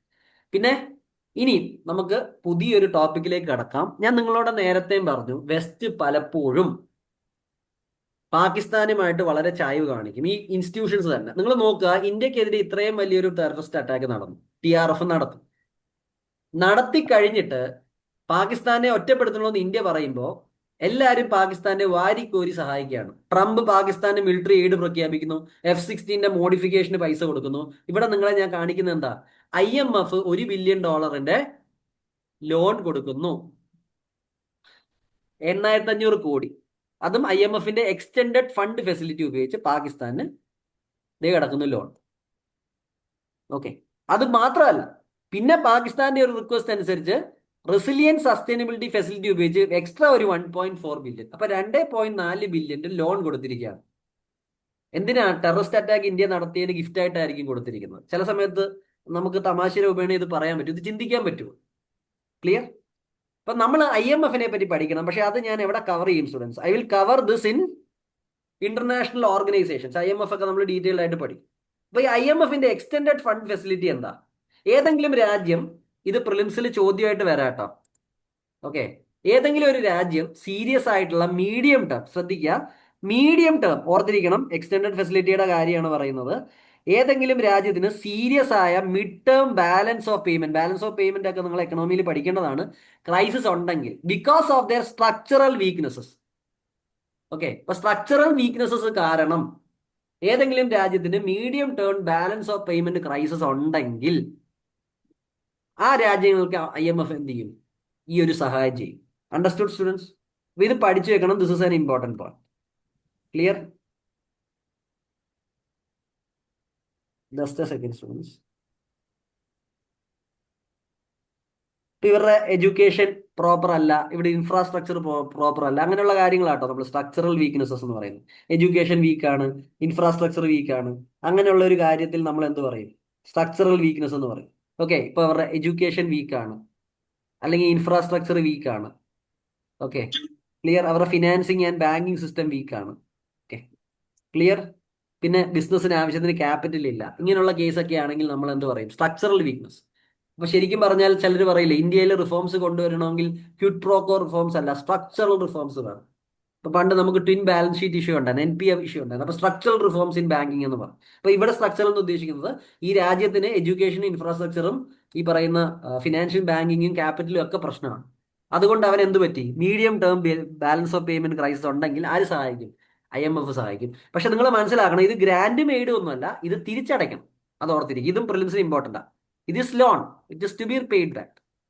Clear. Extended fund facility of IMF. ഇനി കണ്ടീഷനാലിറ്റി ഉണ്ട്. പാകിസ്ഥാൻ ഈ ലോണും മേടിച്ചിട്ട് ഇന്ത്യ അറ്റാക്ക് ചെയ്യല്ല ചെയ്യേണ്ടത്. അവൻ എന്ത് ചെയ്യണം? നേരത്തെ ഞാൻ പറഞ്ഞ സ്ട്രക്ചറൽ പ്രശ്നങ്ങളുണ്ടല്ലോ, എഡ്യൂക്കേഷൻ ആയിക്കോട്ടെ, ഇൻഫ്രാസ്ട്രക്ചർ ആയിക്കോട്ടെ, അതെല്ലാം പരിഹരിക്കാൻ ശ്രമിക്കാം. ഡ്യൂറേഷൻ നോർമൽ കേസിൽ ഇതൊരു 4 വർഷത്തേക്കാണ്, സമയം കൊണ്ടാണ് ഇത് ഡിസ്ബേഴ്സ് ചെയ്യുന്നത്. പക്ഷെ 3-4 വർഷത്തിനുള്ളിലാണ് ഇത് ഡിസ്ബേഴ്സ് ചെയ്യുന്നത്. പിന്നെ റീപേയ്മെന്റ് ആണെങ്കിൽ ജനറൽ കേസിൽ എനിക്ക് തോന്നുന്നു 4 വർഷം, 4-4.5 വർഷത്തിനുള്ളിൽ അടയ്ക്കണം. പക്ഷെ ഇത് എന്ത് ചെയ്യും? എക്സ്റ്റെൻഡ് ചെയ്ത് വേണമെങ്കിൽ 10 വർഷത്തേക്ക് വരെ കൊണ്ടുപോകാം. ഇപ്പൊ എക്സ്റ്റെൻഡഡ് ഫെസിലിറ്റി ഉണ്ട്. ഇപ്പൊ ഇത്രയും ഡീപ്പായിട്ട് UPSC ചോദിക്കുമെന്ന് എനിക്ക് തോന്നുന്നില്ല. വേണമെങ്കിൽ ഞാൻ ഇതുകൂടെ പറഞ്ഞുതരാം. ജസ്റ്റ് ഞാൻ പറഞ്ഞു പോയിട്ടുണ്ട്, ഞാൻ സ്ലൈഡിൽ ആഡ് ചെയ്തോളാം. ഓക്കെ, ഇൻട്രസ്റ്റ് റേറ്റ് വരുന്നത് ബേസിക് ചാർജും അതിന്റെ കൂടെ സർചാർജും വരും. ഇതൊന്നും ചോദിക്കാൻ സാധ്യത കുറവാണ്. ഈ ഒരു ആസ്പെക്ട് ആണ് ചോദിക്കാൻ സാധ്യത. ഇത് എന്താണെന്നുള്ളതും ഏത് സാഹചര്യത്തിലാണ് ഒരു രാജ്യത്തിന് എക്സ്റ്റെൻഡഡ് ഫണ്ട് ഫെസിലിറ്റി കിട്ടുന്നതെന്നും ചോദിക്കും. ഓക്കെ, ക്ലിയർ ആണോ? ഇനി RSF എന്താ? RSF എന്ന് പറഞ്ഞാൽ റിസിലിയൻസ് ആൻഡ് സസ്റ്റൈനബിൾ ഫെസിലിറ്റി. ഇത് ആർക്കാ കൊടുക്കുന്നത്? Low income and vulnerable middle income കൺട്രീസിനാണ് കൊടുക്കുന്നത്, to take up macro critical reforms. Okay, balance of ക്രൈസിസിന് വേണ്ടിയാണ്. ഓക്കെ, ഇപ്പൊ ഏതെങ്കിലും ഒരു മിഡിൽ ഇൻകം അല്ലെങ്കിൽ വൾണറബിൾ ആയിട്ടുള്ള രാജ്യം, ഓക്കെ, അവർക്ക് ഈ ഒരു ഹെൽപ്പ് കൊടുക്കുന്ന ഫെസിലിറ്റിയാണ് resilience and sustainable facility. RSF provides longer term financing. അപ്പൊ നിങ്ങൾ നോക്കണം, ഈ എക്സ്റ്റെൻഡഡ് ഫണ്ട് ഫെസിലിറ്റിയെ കാട്ടി ലോങ്ങർ ടേം ആണ് ഇതിനുള്ളത്. ക്ലിയർ. ഓക്കെ, ആരാണ് eligible? All poverty reduction and growth trust eligible low income countries. ചെറിയ സ്റ്റേറ്റുകൾ, 1.5 മില്യണിന് താഴെ പോപ്പുലേഷൻ ഉള്ള, per capita gross national income 25% times the 2021 IDA operational cut ഓഫിൽ താഴെയുള്ളവർ. ഓക്കെ, അങ്ങനെ കുറെ കാര്യങ്ങൾ ഇതൊന്ന് വായിച്ചു നോക്കുക, ഫാക്ച്വലാണ്. ഓക്കെ, പക്ഷെ നിങ്ങൾ മനസ്സിലാക്കണം, റെസിലിയൻസ് സസ്റ്റൈനബിൾ ഫെസിലിറ്റി എന്താണ്, അതുപോലെ എക്സ്റ്റെൻഡഡ് ഫണ്ട് ഫെസിലിറ്റി എന്താണെന്നുള്ളത് ഈ ഒരു പാരഗ്രാഫ് കിട്ടും. Okay, that is important. ഇതിന്റെ കണ്ടീഷൻസ് കൂടെ ഒന്ന് നോക്കുക. ക്ലിയർ. IMF-നെ പറ്റി നമ്മൾ പഠിക്കും ഡീറ്റെയിൽഡ് ആയിട്ട് when we do your international organisation. ഇനി പാകിസ്ഥാനെ അകമഴിഞ്ഞ് IMF മാത്രമല്ല സഹായിക്കുന്നത്, ADB കൊടുത്തേക്കും. ADB $800 million. അപ്പം നിങ്ങൾ നോക്കിയാൽ $3.2 ബില്യൺ ആണ് സഹായം. IMF ADB കൊടുത്തില്ല. ഇന്ത്യ ഇതിനെ ഓപ്പോസ് ചെയ്തു. ഇന്ത്യ വോട്ടിങ്ങിൽ പാർട്ടിസിപ്പേറ്റ് ചെയ്തിട്ടില്ല. ക്ലിയർ. ഇപ്പൊ ADB എന്ത് ചെയ്തിട്ടുണ്ട്? $800 മില്യൺ എയ്ഡ് പാകിസ്ഥാന് കൊടുക്കുന്നു. ADB എന്താ സ്റ്റുഡൻസ്? Asian development bank. ഈ ബാങ്കുകൾ നിങ്ങൾ പഠിക്കണം. നിങ്ങൾ എല്ലാം പലരും വെറ്ററൻസ് ആണ്. നിങ്ങൾ ഏതൊക്കെ ബാങ്ക് പഠിക്കണം? വേൾഡ് ബാങ്കും അതിന്റെ ഗ്രൂപ്പ്സും പഠിക്കണം. അല്ലാതെ വേറെ ഏതൊക്കെ ബാങ്കാണ് നിങ്ങളുടെ മനസ്സിലേക്ക് വരുന്നത്? ഇവിടെ ഞാൻ ഒരെണ്ണം എഴുതി, ADB. വേറെ ഏതൊക്കെയാ? നിങ്ങൾ സ്തംഭിച്ചിരിക്കാതെ നിങ്ങളുടെ ബ്രെയിനിനെ ഒന്ന് ചലിപ്പിക്കുക. വേറെ ഏതൊക്കെ ബാങ്കുകളാണ് നമ്മൾ പഠിക്കേണ്ടത്? നിങ്ങൾ ഒരു വർഷം UPSC പഠിച്ചവരാണെങ്കിൽ പറഞ്ഞോളൂ. NDB, new development bank. പിന്നെ A വെച്ച് സ്റ്റാർട്ട് ചെയ്യുന്ന വേറെ ഏതാ? കേട്ടിട്ടുണ്ടോ? Asian infrastructure investment bank. Okay, അപ്പൊ AIB, NDB, ADB ഇങ്ങനെയുള്ള ബാങ്കുകൾ ഇത് എപ്പോഴാണ് ഫോം ചെയ്തത്, എവിടെയാണ് ഫോം ചെയ്തത്, ഇതിന്റെ ഒബ്ജക്റ്റീവ്സ് എന്താണ്, ഇതിന്റെ വോട്ടിംഗ് ക്രൈറ്റീരിയ എന്താണ്, ഇതിന്റെ ഷെയർ ഹോൾഡിംഗ് എങ്ങനെയാണ്, ഇതെല്ലാം പഠിക്കണം. ഇതെല്ലാം ഒന്നുകിൽ നമ്മൾ എവിടെ കവർ ചെയ്യും? We will cover in international organisation അല്ലെങ്കിൽ എക്കണോമി. ഇതെല്ലാം നിങ്ങൾക്ക് വേണ്ടി ഞങ്ങൾ പഠിപ്പിച്ചു തരും. അത് പഠിപ്പിക്കാം, പക്ഷേ you should actually know this. Okay, ADB-യെ പറ്റി സ്ലൈഡ് ഞാൻ കുറെ എഴുതിയിട്ടുണ്ട്, നിങ്ങൾക്ക് നോക്കാം. ഓക്കെ, ഇപ്പൊ ഇന്ത്യയും അതിന്റെ ഒരു ഷെയർ ഹോൾഡർ ആണ്. ജപ്പാൻ ആൻഡ് USA ആണ് ഏറ്റവും വലിയ ഷെയർ ഹോൾഡർ. ഓക്കെ, അതിന്റെ ഹെഡ് ക്വാർട്ടർ മാനിലയിലാണ്. 1966 ഫോം ചെയ്താണ്. മനില ഫിലിപ്പൈൻസിലാണ് ഹെഡ് ക്വാർട്ടർ. മെമ്പേഴ്സ് എത്രയുണ്ടെന്നുള്ളതും ഷെയർ വാല്യൂ എന്താണെന്നുള്ളതും ഇത് ഏതൊക്കെ ഫെസിലിറ്റി കൊടുക്കും എന്നുള്ളത്, ലോൺസും ടെക്നിക്കൽ അസിസ്റ്റൻസും ഗ്രാൻസും ഇക്വിറ്റി ഇൻവെസ്റ്റ്മെന്റും, ഇത് ഓർത്തിരിക്കുക. ഇങ്ങനെയുള്ള കാര്യങ്ങൾക്കൊക്കെയാണ് പിള്ളേർ തെറ്റിച്ച് കളയുന്നത്. ഇക്വിറ്റി ആൻഡ് ഇൻവെസ്റ്റ്മെന്റ്സിനും ഇത് എന്ത് ചെയ്യും? സപ്പോർട്ട് ചെയ്യും. Okay, clear. അപ്പൊ ഇതിന്റെ മാൻഡേറ്റ് കൊടുത്തിട്ടുണ്ട്. Okay, ADB AIDS developing member countries, private sector, public private partnership, ഇതെല്ലാം. ഇത് ഞാൻ ഇവിടെ ഓടിച്ചു വിടുന്നതിന്റെ കാരണം ഇത് നമ്മൾ വേറെ ഡിസ്കസ് ചെയ്യുന്നുണ്ട്. പക്ഷെ നിങ്ങൾക്ക് ഒന്ന് കണക്ട് ചെയ്യാൻ വേണ്ടി. അപ്പൊ ഞാൻ പറയട്ടെ, ADB യെ പറ്റി ഒരു കറണ്ട് അഫയർ ഉണ്ടാവില്ല. പാകിസ്ഥാന്റെ ഈ ഇഷ്യൂ ഉള്ളത് കാരണം ADB എന്ന് ചോദ്യം വരാം. ADB കറണ്ട് അഫയർ ഉള്ളത് കൊണ്ട് ചിലപ്പോൾ AIB NDB ആയിരിക്കും ചോദിച്ചിരിക്കുന്നത്. നമ്മൾ ADB മാത്രം പഠിച്ചിട്ട് പോയാൽ ചിലപ്പോൾ AIIBയിൽ നിന്നോ NDB നിന്നോ ആയിരിക്കും ചോദ്യം വരുന്നത്. അപ്പൊ എല്ലാം പഠിക്കണം. ADB നമ്മൾ സെപ്പറേറ്റ് ആയിട്ട് പഠിക്കും. വലിയ കാര്യമായിട്ടൊന്നും ഇല്ല. ഈ സ്ലൈഡ് നോക്കിയാൽ തന്നെ ഏകദേശം നിങ്ങൾക്ക് സോൾവ് ചെയ്യാൻ പറ്റും. ഇനി അടുത്ത ഹിപ്പോക്രസി, ഞാൻ വെസ്റ്റിന്റെ ഹിപ്പോക്രസി ഇങ്ങനെ തുറന്നു തുറന്ന് കാണിച്ചുകൊണ്ടിരിക്കുകയാണ്. പാകിസ്ഥാനിന് UNSCയുടെ ചില കമ്മിറ്റികൾ കീ റോൾസ് കൊടുക്കുകയാണ്. അവൻ ടെററിസ്റ്റ് അറ്റാക്ക് ചെയ്ത് കഴിഞ്ഞിട്ട് അവനെ എന്താക്കിയിട്ടുണ്ട്? Chair chair of 1988 Taliban sanction committee, ആദ്യത്തെ ഗിഫ്റ്റ്. പിന്നെ 1373 കൗണ്ടർ ടെററിസം കമ്മിറ്റിയുടെ വൈസ് ചെയർമാൻ ആക്കിയേക്കുന്നു. ആരെ? പാകിസ്ഥാനെ പണ്ട് ട്രംപ് തന്നെ വിളിച്ചിരിക്കുന്നുണ്ട് മദർഷിപ്പ് ഓഫ് ഓൾ ടെററിസ്റ്റ്. കഴിഞ്ഞ ടേമിൽ ട്രംപിന്റെ തല കുറച്ചുകൂടെ തിരിഞ്ഞിരുന്നത്. അപ്പൊ പാകിസ്ഥാനെ ആയിരുന്നു അടിച്ചുകൊണ്ടിരുന്നത്. ഈ തവണ ഇന്ത്യ അടിക്കാനായിട്ട് തിരിഞ്ഞു. ഓക്കെ, ഇപ്പം ഹീസ് എൻ എറാറ്റിക് പേഴ്സൺ. ബട്ട് ഒരിക്കലും ഡൊണാൾഡ് ട്രംപിനെ നമ്മൾ ബുദ്ധിയില്ലാത്ത ആളായിട്ട് കാണരുത്. അയാൾ കാണിക്കുന്ന പല കാര്യങ്ങളിലും അതതായ അജണ്ടയുണ്ട്. അയാളുടെ ചില ആൾക്കാരെയാണ് പ്രൊമോട്ട് ചെയ്യാൻ ശ്രമിക്കുന്നത്. ആ ആൾക്കാർക്ക് വേണ്ടി അയാൾ ചെയ്യുകയും ചെയ്യുന്നു. If you watch it closely, proper foreign policy analysis അറിയാമെങ്കിൽ യു ക്യാൻ വാച്ച്. ഇപ്പൊ മാഡ്മാൻ ഡിപ്ലോമസി എന്ന് പറയുന്നത് it is style of diplomacy. ട്രംപിന്റെ ഡിപ്ലോമസിയുടെ ഒരു മെത്തേഡാണ് മാക്സിമം പ്രഷർ. അതാണ് ഇന്ത്യക്കെതിരെ നോക്കിയത്, maximum pressure doctrine of Trump. Okay, അപ്പൊ അത് വിടുക.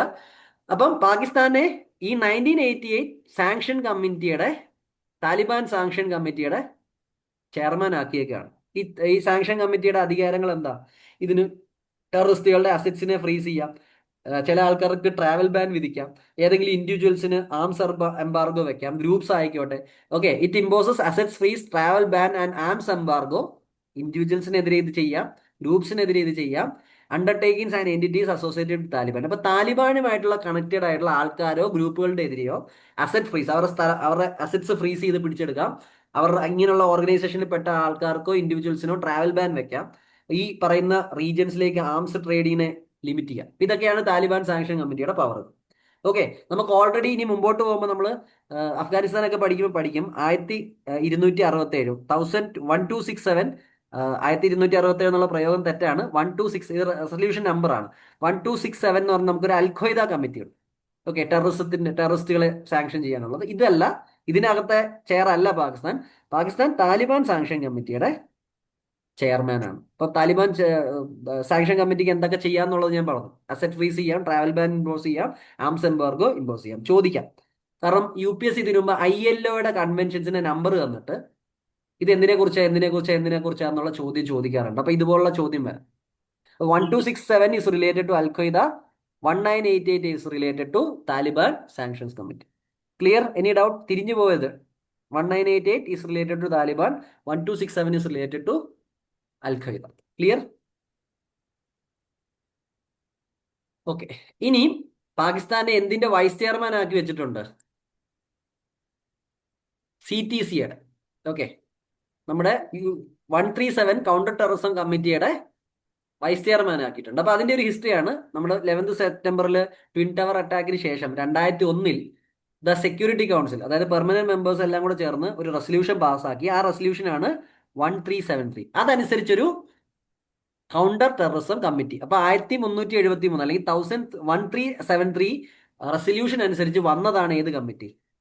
Counter terrorism committee. ഈ കമ്മിറ്റിയുടെ വൈസ് ചെയർമാൻ ആയിട്ടാണ് ആരെ നിയമിച്ചിരിക്കുന്നത്? പാകിസ്ഥാന്. അപ്പൊ രണ്ടും ഡിഫറെന്റ് ആണ്. 1988 താലിബാൻ കമ്മിറ്റി, 1267 അൽ-ഖയ്ദയുടെ റിലേറ്റഡ് ആയിട്ടുള്ള കമ്മിറ്റി. 1373 അനുസരിച്ച് നമുക്ക് എന്താ വന്നേക്കുന്നത്? ഒരു ജനറൽ ആയിട്ടുള്ള കൗണ്ടർ ടെററിസം കമ്മിറ്റി. ഓർത്തിരിക്കുക. Okay, United Nations counter terrorism committee എന്ന് ഇതിനെ വിളിക്കാറുണ്ട്. നമുക്ക് വേറെ ഒരെണ്ണമുണ്ട്. ഓക്കെ, ഓർഗനൈസും ഡ്രഗ് ക്രൈം റിലേറ്റഡ് ആയിട്ടുള്ള വേറൊരു കമ്മിറ്റി ഉണ്ട്. ഇതൊക്കെ ഞാൻ പ്രിലിംസിൽ പഠിപ്പിച്ചു തരും. When I teach the international organisation. എന്റെ സ്പീഡ് കുറച്ച് കൂടുന്നുണ്ട്, കാരണം നമുക്ക് 5:30-ക്കുള്ളിൽ ഇത് തീർക്കണം, അതുകൊണ്ടാണ്. But B with me. ഇന്ന് പഠിച്ച പല കാര്യങ്ങളും നിങ്ങൾക്ക് ഇതിനു മുമ്പ് അറിയില്ല എന്ന് എനിക്ക് നല്ല ഉറപ്പുണ്ട്. Okay, clear? അപ്പൊ UNSTCയുടെ ഫംഗ്ഷൻ എന്താ? ശ്രദ്ധിക്കുക, UNSTCക്ക് ഒരാളെ ടെററിസ്റ്റ് ആയിട്ട് ഡെസിഗ്നേറ്റ് ചെയ്യാനോ ടെററിസ്റ്റ് അറ്റാക്ക് ഇൻവെസ്റ്റിഗേറ്റ് ചെയ്യാനോ സാങ്ഷൻ ഇമ്പോസ് ചെയ്യാനുള്ള പവർ ഒന്നും ഇല്ല കേട്ടോ. 1267 പവർ ഉണ്ട്, അതുപോലെ 1988 ഈ പവർ ഉണ്ട്. ഇതിന് പവർ ഇല്ല, അത് ഓർത്തിരിക്കുക. പക്ഷെ എന്ത് ചെയ്യാൻ പറ്റും?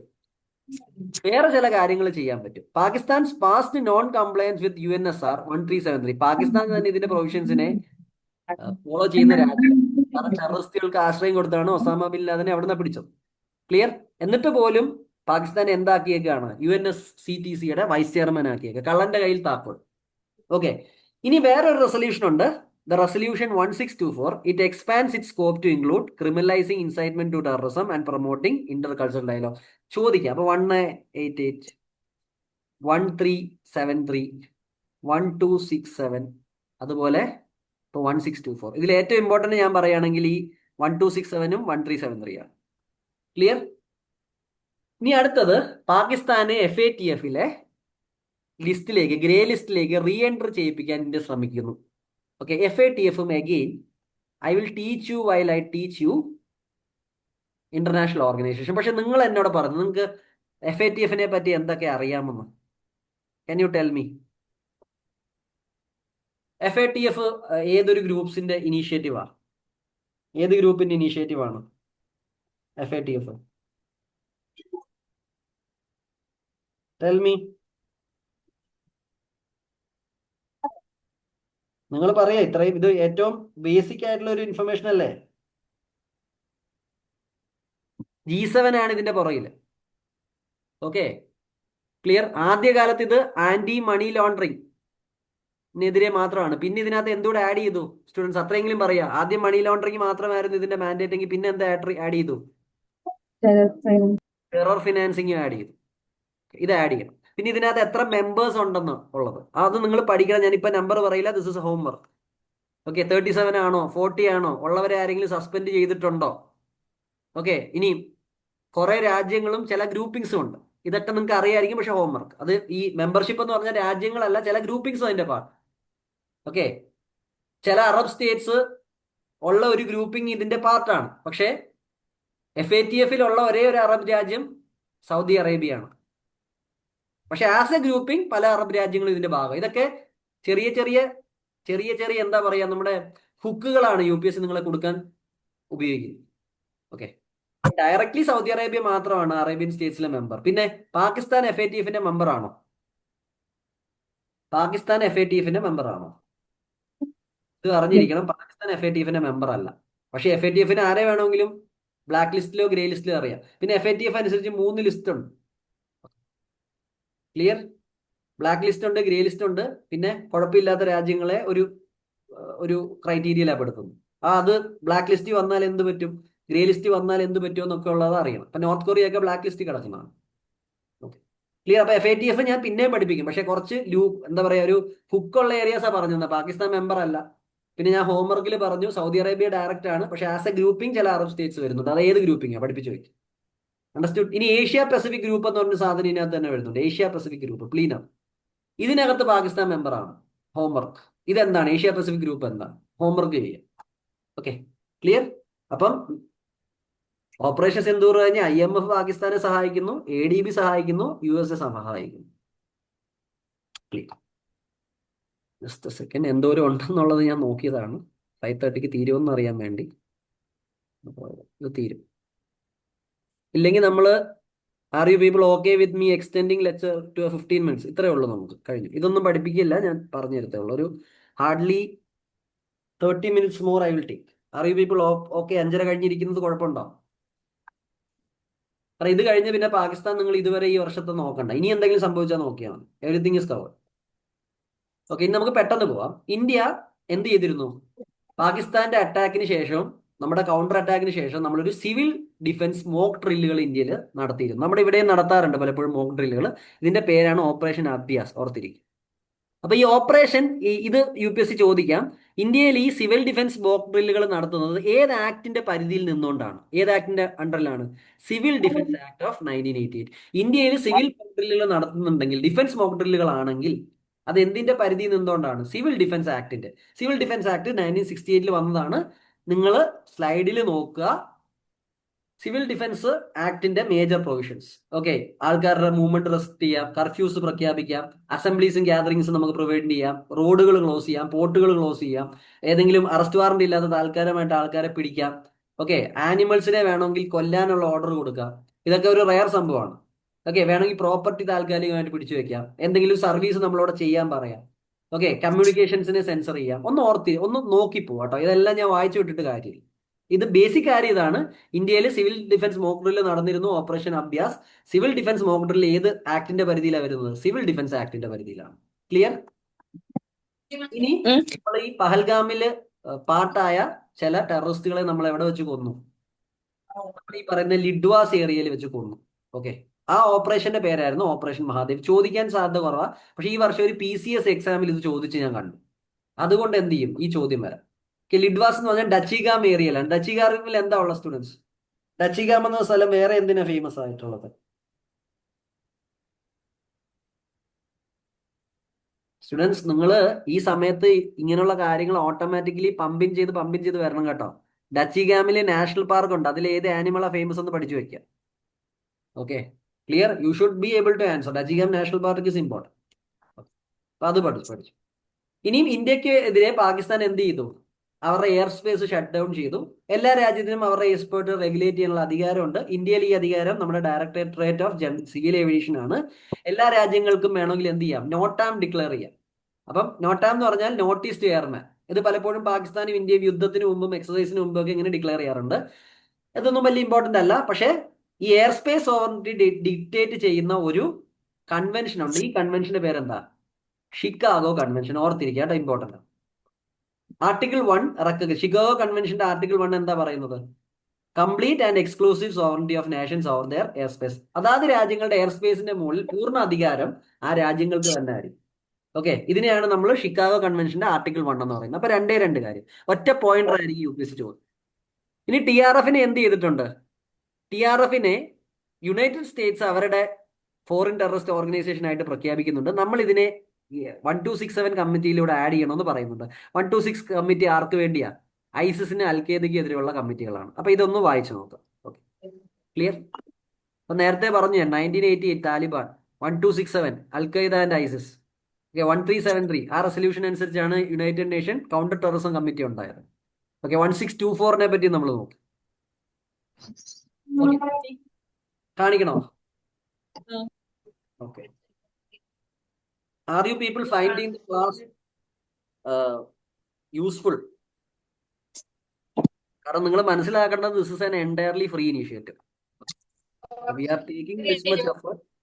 ഓക്കെ, ഇത്ര എഫേർട്ട് എടുത്ത് നമ്മൾ ചെയ്യുന്നതാണ്. We need your support. Okay, clear? അപ്പൊ ബാക്കി ഫ്രണ്ട്സിനോടും കൂടെ പറയുക, ഞാൻ പറയുന്നത് പോലെ ഓഫ്ലൈനും ഇത് അവൈലബിൾ ആണ്, including this current affair, test series, mentoring materials എല്ലാം. ഓക്കെ, സോ ഇനി നമുക്ക് മുമ്പോട്ട് പോവാം. ഇത് നിങ്ങൾ കേട്ട ഒരു ന്യൂസ് ആയിരിക്കും, Saudi Pakistan pact. Saudi Pakistan pact, SMDA. Okay, mutual defence agreement. Okay, അപ്പൊ ഇതെന്താണ്? ഈ ഇടയ്ക്ക് നിങ്ങൾ ന്യൂസ് കേട്ടിട്ടുണ്ടാവും, സൗദിയും പാകിസ്ഥാനും തമ്മിൽ ഒരു എഗ്രിമെന്റ് സൈൻ ചെയ്തു. പാകിസ്ഥാനെ ആരെങ്കിലും അറ്റാക്ക് ചെയ്താൽ സൗദി അതിനെ ഡിഫെൻഡ് ചെയ്യും. സൗദി ആരെങ്കിലും അറ്റാക്ക് ചെയ്താൽ പാകിസ്ഥാൻ ഇടപെടും. This it. Okay, attack on one is considered to be attack on both. ഈ ഒരു പ്രിൻസിപ്പിൾസിൽ വർക്ക് ചെയ്യുന്ന ഏറ്റവും വലിയ ഓർഗനൈസേഷൻ ഇപ്പൊ ഏതാ students? Which is the organisation? Can you tell me? ഇപ്പം ന്യൂസ് നിറഞ്ഞിരിക്കുന്ന മ്യൂച്വൽ ഡിഫൻസിന്റെ പാക്ട്, ഏറ്റവും വലിയ പാക്ട് നാറ്റോ. നാറ്റോയിൽ ബാക്കി രാജ്യങ്ങൾ വരും. നാറ്റോ ഒക്കെ നിങ്ങൾ പഠിച്ചിരിക്കണം. നാറ്റോ ഒക്കെ ഞാൻ പഠിപ്പിക്കും. ഓക്കെ, ബട്ട് ഞാൻ പറഞ്ഞു തന്നോളൂ. ഓക്കെ, അപ്പം ഈ ഒരു ഇസ്രായേലി സ്ട്രൈക്ക് നമ്മൾ കണ്ടു. ഓക്കെ, ഖത്തറിനകത്ത് കയറി ഉള്ള അടി, അത് കണ്ടതിൽ പിന്നെയാണ് സൗദി അറേബ്യ പോലുള്ള പല അറേബ്യൻ സ്റ്റേറ്റ്സും അവർ കുറച്ചുകൂടെ എന്തായി, അവർക്ക് കുറച്ച് ടെൻഷനായി. ക്ലിയർ? അപ്പം നമ്മൾ മനസ്സിലാവുന്ന അറിയുന്നത്, കിങ്ഡം റിപ്പോർട്ട്ലി പ്രൊവൈഡഡ്. ഇനിയും ഇതിന്റെ ഹിസ്റ്ററിയിലേക്ക് പോയാൽ പാകിസ്ഥാന്റെ ന്യൂക്ലിയർ പ്രോഗ്രാമിന് സഹായിച്ചത്, അതിന്റെ പൈസ കുറെയൊക്കെ നൽകിയത് ആരാ? സൗദി അറേബ്യയാണ്. അവർ തമ്മിൽ historically they are connected. Understood this? അതുപോലെ തന്നെയല്ല, ഈ പാകിസ്ഥാന്റെ ന്യൂക്ലിയർ പ്രോഡക്റ്റ് എന്ന് പറഞ്ഞാൽ പക്ക ഇതൊരു എന്താ പറയുക, ഒരു കള്ളത്തരത്തിന്റെ കഥയാണ്, റോബറിയുടെ കഥയാണ്. അവരവരുടെ ന്യൂക്ലിയർ പ്രോഗ്രാമിന്റെ ഫാദർ എന്ന് വിളിക്കുന്നത് AK ഖാൻ എന്ന് പറയുന്ന ആളാണ്. AK ഖാൻ വേറെ ഒരു യൂറോപ്യൻ രാജ്യത്തിന് പോയി അവിടുത്തെ ബ്ലൂ പ്രിന്റ് കട്ടെടുത്ത് അടിച്ചു മാറ്റിക്കൊണ്ട് വന്നിട്ടാണ് പാകിസ്ഥാൻ ന്യൂക്ലിയർ പ്രോജക്ട് തുടങ്ങുന്നത്. പിന്നെ ഈ AK ഖാൻ തന്നെ ഒരു ന്യൂക്ലിയർ ബ്ലാക്ക് മാർക്കറ്റ് ക്രിയേറ്റ് ചെയ്ത് പല രാജ്യങ്ങൾക്കും ന്യൂക്ലിയർ എക്യുപ്മെന്റ്സിന്റെ പാർട്സ് സാധനങ്ങളൊക്കെ വിൽക്കാൻ തുടങ്ങി. ഓക്കെ, ഈവൻ ഇറാനിലേക്കും അത് പോയെന്നാണ് പറയപ്പെടുന്നത്. പിന്നെ അവസാനം AK ഖാനിന്റെ എതിരെ ഇന്റർനാഷണലി വളരെയധികം വലിയ മൂവ്മെന്റ്സ് ഉണ്ടായി. ഓക്കെ, പിന്നെ ചൈനയും കോവേർട്ടായിട്ട് പാകിസ്ഥാനെ സപ്പോർട്ട് ചെയ്തു. USA കോൾഡ് വാർ സമയത്തായതുകൊണ്ട് പാകിസ്ഥാന്റെ ഈ ആക്ടിവിറ്റീസിനെതിരെ കണ്ണെടുത്ത് അടയ്ക്കുകയും ചെയ്തു. ഓക്കെ, അപ്പോൾ Saudi Arabia has been helping Pakistan for a long period. Okay, clear. ഇനി പാകിസ്ഥാന്റെ ഡിഫൻസ് മിനിസ്റ്റർ മറ്റേ ആസിഫ് കോജ പുള്ളി പറഞ്ഞ കാര്യം എന്ന് പറഞ്ഞു കഴിഞ്ഞാൽ, വേണമെങ്കിൽ പാകിസ്ഥാന്റെ ന്യൂക്ലിയർ അംബർല ഞങ്ങൾ എന്ത് ചെയ്യും, സൗദി അറേബ്യക്ക് എക്സ്റ്റെൻഡ് ചെയ്യും. ഞങ്ങളുടെ ന്യൂക്ലിയർ വെപ്പണും സൗദി അറേബ്യക്ക് അവൈലബിൾ ആണ്. ക്ലിയർ. ഇതൊക്കെ പറച്ചിലാണ് നടക്കുമെന്നുള്ള അറിയില്ല. ഇതിനു മുമ്പും പാകിസ്ഥാനി ട്രൂപ്പിനെ സൗദി അറേബ്യയിൽ സ്റ്റേഷൻ ചെയ്തിട്ടുണ്ട്. ഓക്കെ, 1979-89 പീരീഡിൽ യമന് വേണ്ടി. ശരിക്കും പല ഡിഫൻസ് അനാലിസ്റ്റും പറയുന്ന ഒരു കാര്യം എന്ന് പറഞ്ഞു കഴിഞ്ഞാൽ, പാകിസ്ഥാനെ അറ്റാക്ക് ചെയ്താൽ സൗദി അറേബ്യ ഡയറക്ട്ലി മിലിറ്ററിയിൽ ഇടപെടുമെന്നുള്ളതിനൊക്കെ സാധ്യത കുറവാണ്. ശരിക്കും പറഞ്ഞാൽ സൗദി അറേബ്യക്ക് വേണ്ടത് ഗാർഡ്സിനെയാണ്, കൂലിപ്പട്ടാളത്തെയാണ് അവർക്ക് ആവശ്യം. അതിനുവേണ്ടി അവരെന്ത് ചെയ്യും, പാകിസ്ഥാന്റെ സൈന്യത്തെ കടമെടുക്കും, അത്രേ ഉള്ളൂ. നിങ്ങൾ മനസ്സിലാക്കണം, UAE പോലുള്ള അല്ലെങ്കിൽ സൗദി പോലുള്ള പല രാജ്യങ്ങളിൽ നിന്നും പാകിസ്ഥാൻ പൗരന്മാരെ അവർ അധികം സ്വീകരിക്കുന്നില്ല. പാകിസ്ഥാനിൽ നിന്ന് പലരും വന്ന് അവിടെ ബെഗിങ്ങിൽ ഏർപ്പെടുകയാണ്, ഭിക്ഷാടനത്തിൽ. അതുകൊണ്ട് തിരിച്ചു വിടുകയാണ്, അതിനെ ക്രിട്ടിസൈസും ചെയ്യും. അപ്പൊ സൗദി അറേബ്യയിൽ ഇരിക്കുന്നവർക്ക് വേണ്ടത് ഒരു പ്രൊട്ടക്ഷനാണ്. ആ പ്രൊട്ടക്ഷന് വേണ്ടി അവർ കൂലിപ്പട്ടാളത്തെ ഹയർ ചെയ്യുന്നു, അത്രേ ഉള്ളൂ. അങ്ങനെ ഇത് കാണാൻ പറ്റുമോ? കാരണം US ഈ ഏരിയ എന്ന് പയ്യെ എന്ത് ചെയ്യാണ്, വലിയുവാണ്. അത് മാത്രമല്ല, ഖത്തറിനെയൊക്കെ അടിച്ചപ്പോഴത്തേക്ക് എല്ലാവരും ഞെട്ടിപ്പോയി. അണ്ടർസ്റ്റുഡ്? US സപ്പോർട്ട് ചെയ്യാതെ US വന്നില്ലല്ലോ, ഇസ്രായേലിനെ തടഞ്ഞില്ലല്ലോ. ഇനി ഇന്ത്യയെ സംബന്ധിച്ചോളം ഈ ഒരു ഫിഗർ നിങ്ങൾ ഓർക്കണം. സൗദി അറേബ്യക്ക് പൂർണ്ണമായിട്ട് ഇന്ത്യയെ വെറുപ്പിക്കാൻ പറ്റില്ല. ഒന്ന്, നമ്മുടെ ഡയസ്പോറ അവിടെ ഉണ്ട്. പിന്നെ സൗദി അറേബ്യയുടെ സെക്കൻഡ് ലാർജസ്റ്റ് ട്രേഡിംഗ് പാർട്ട്ണർ ഇന്ത്യയാണ്.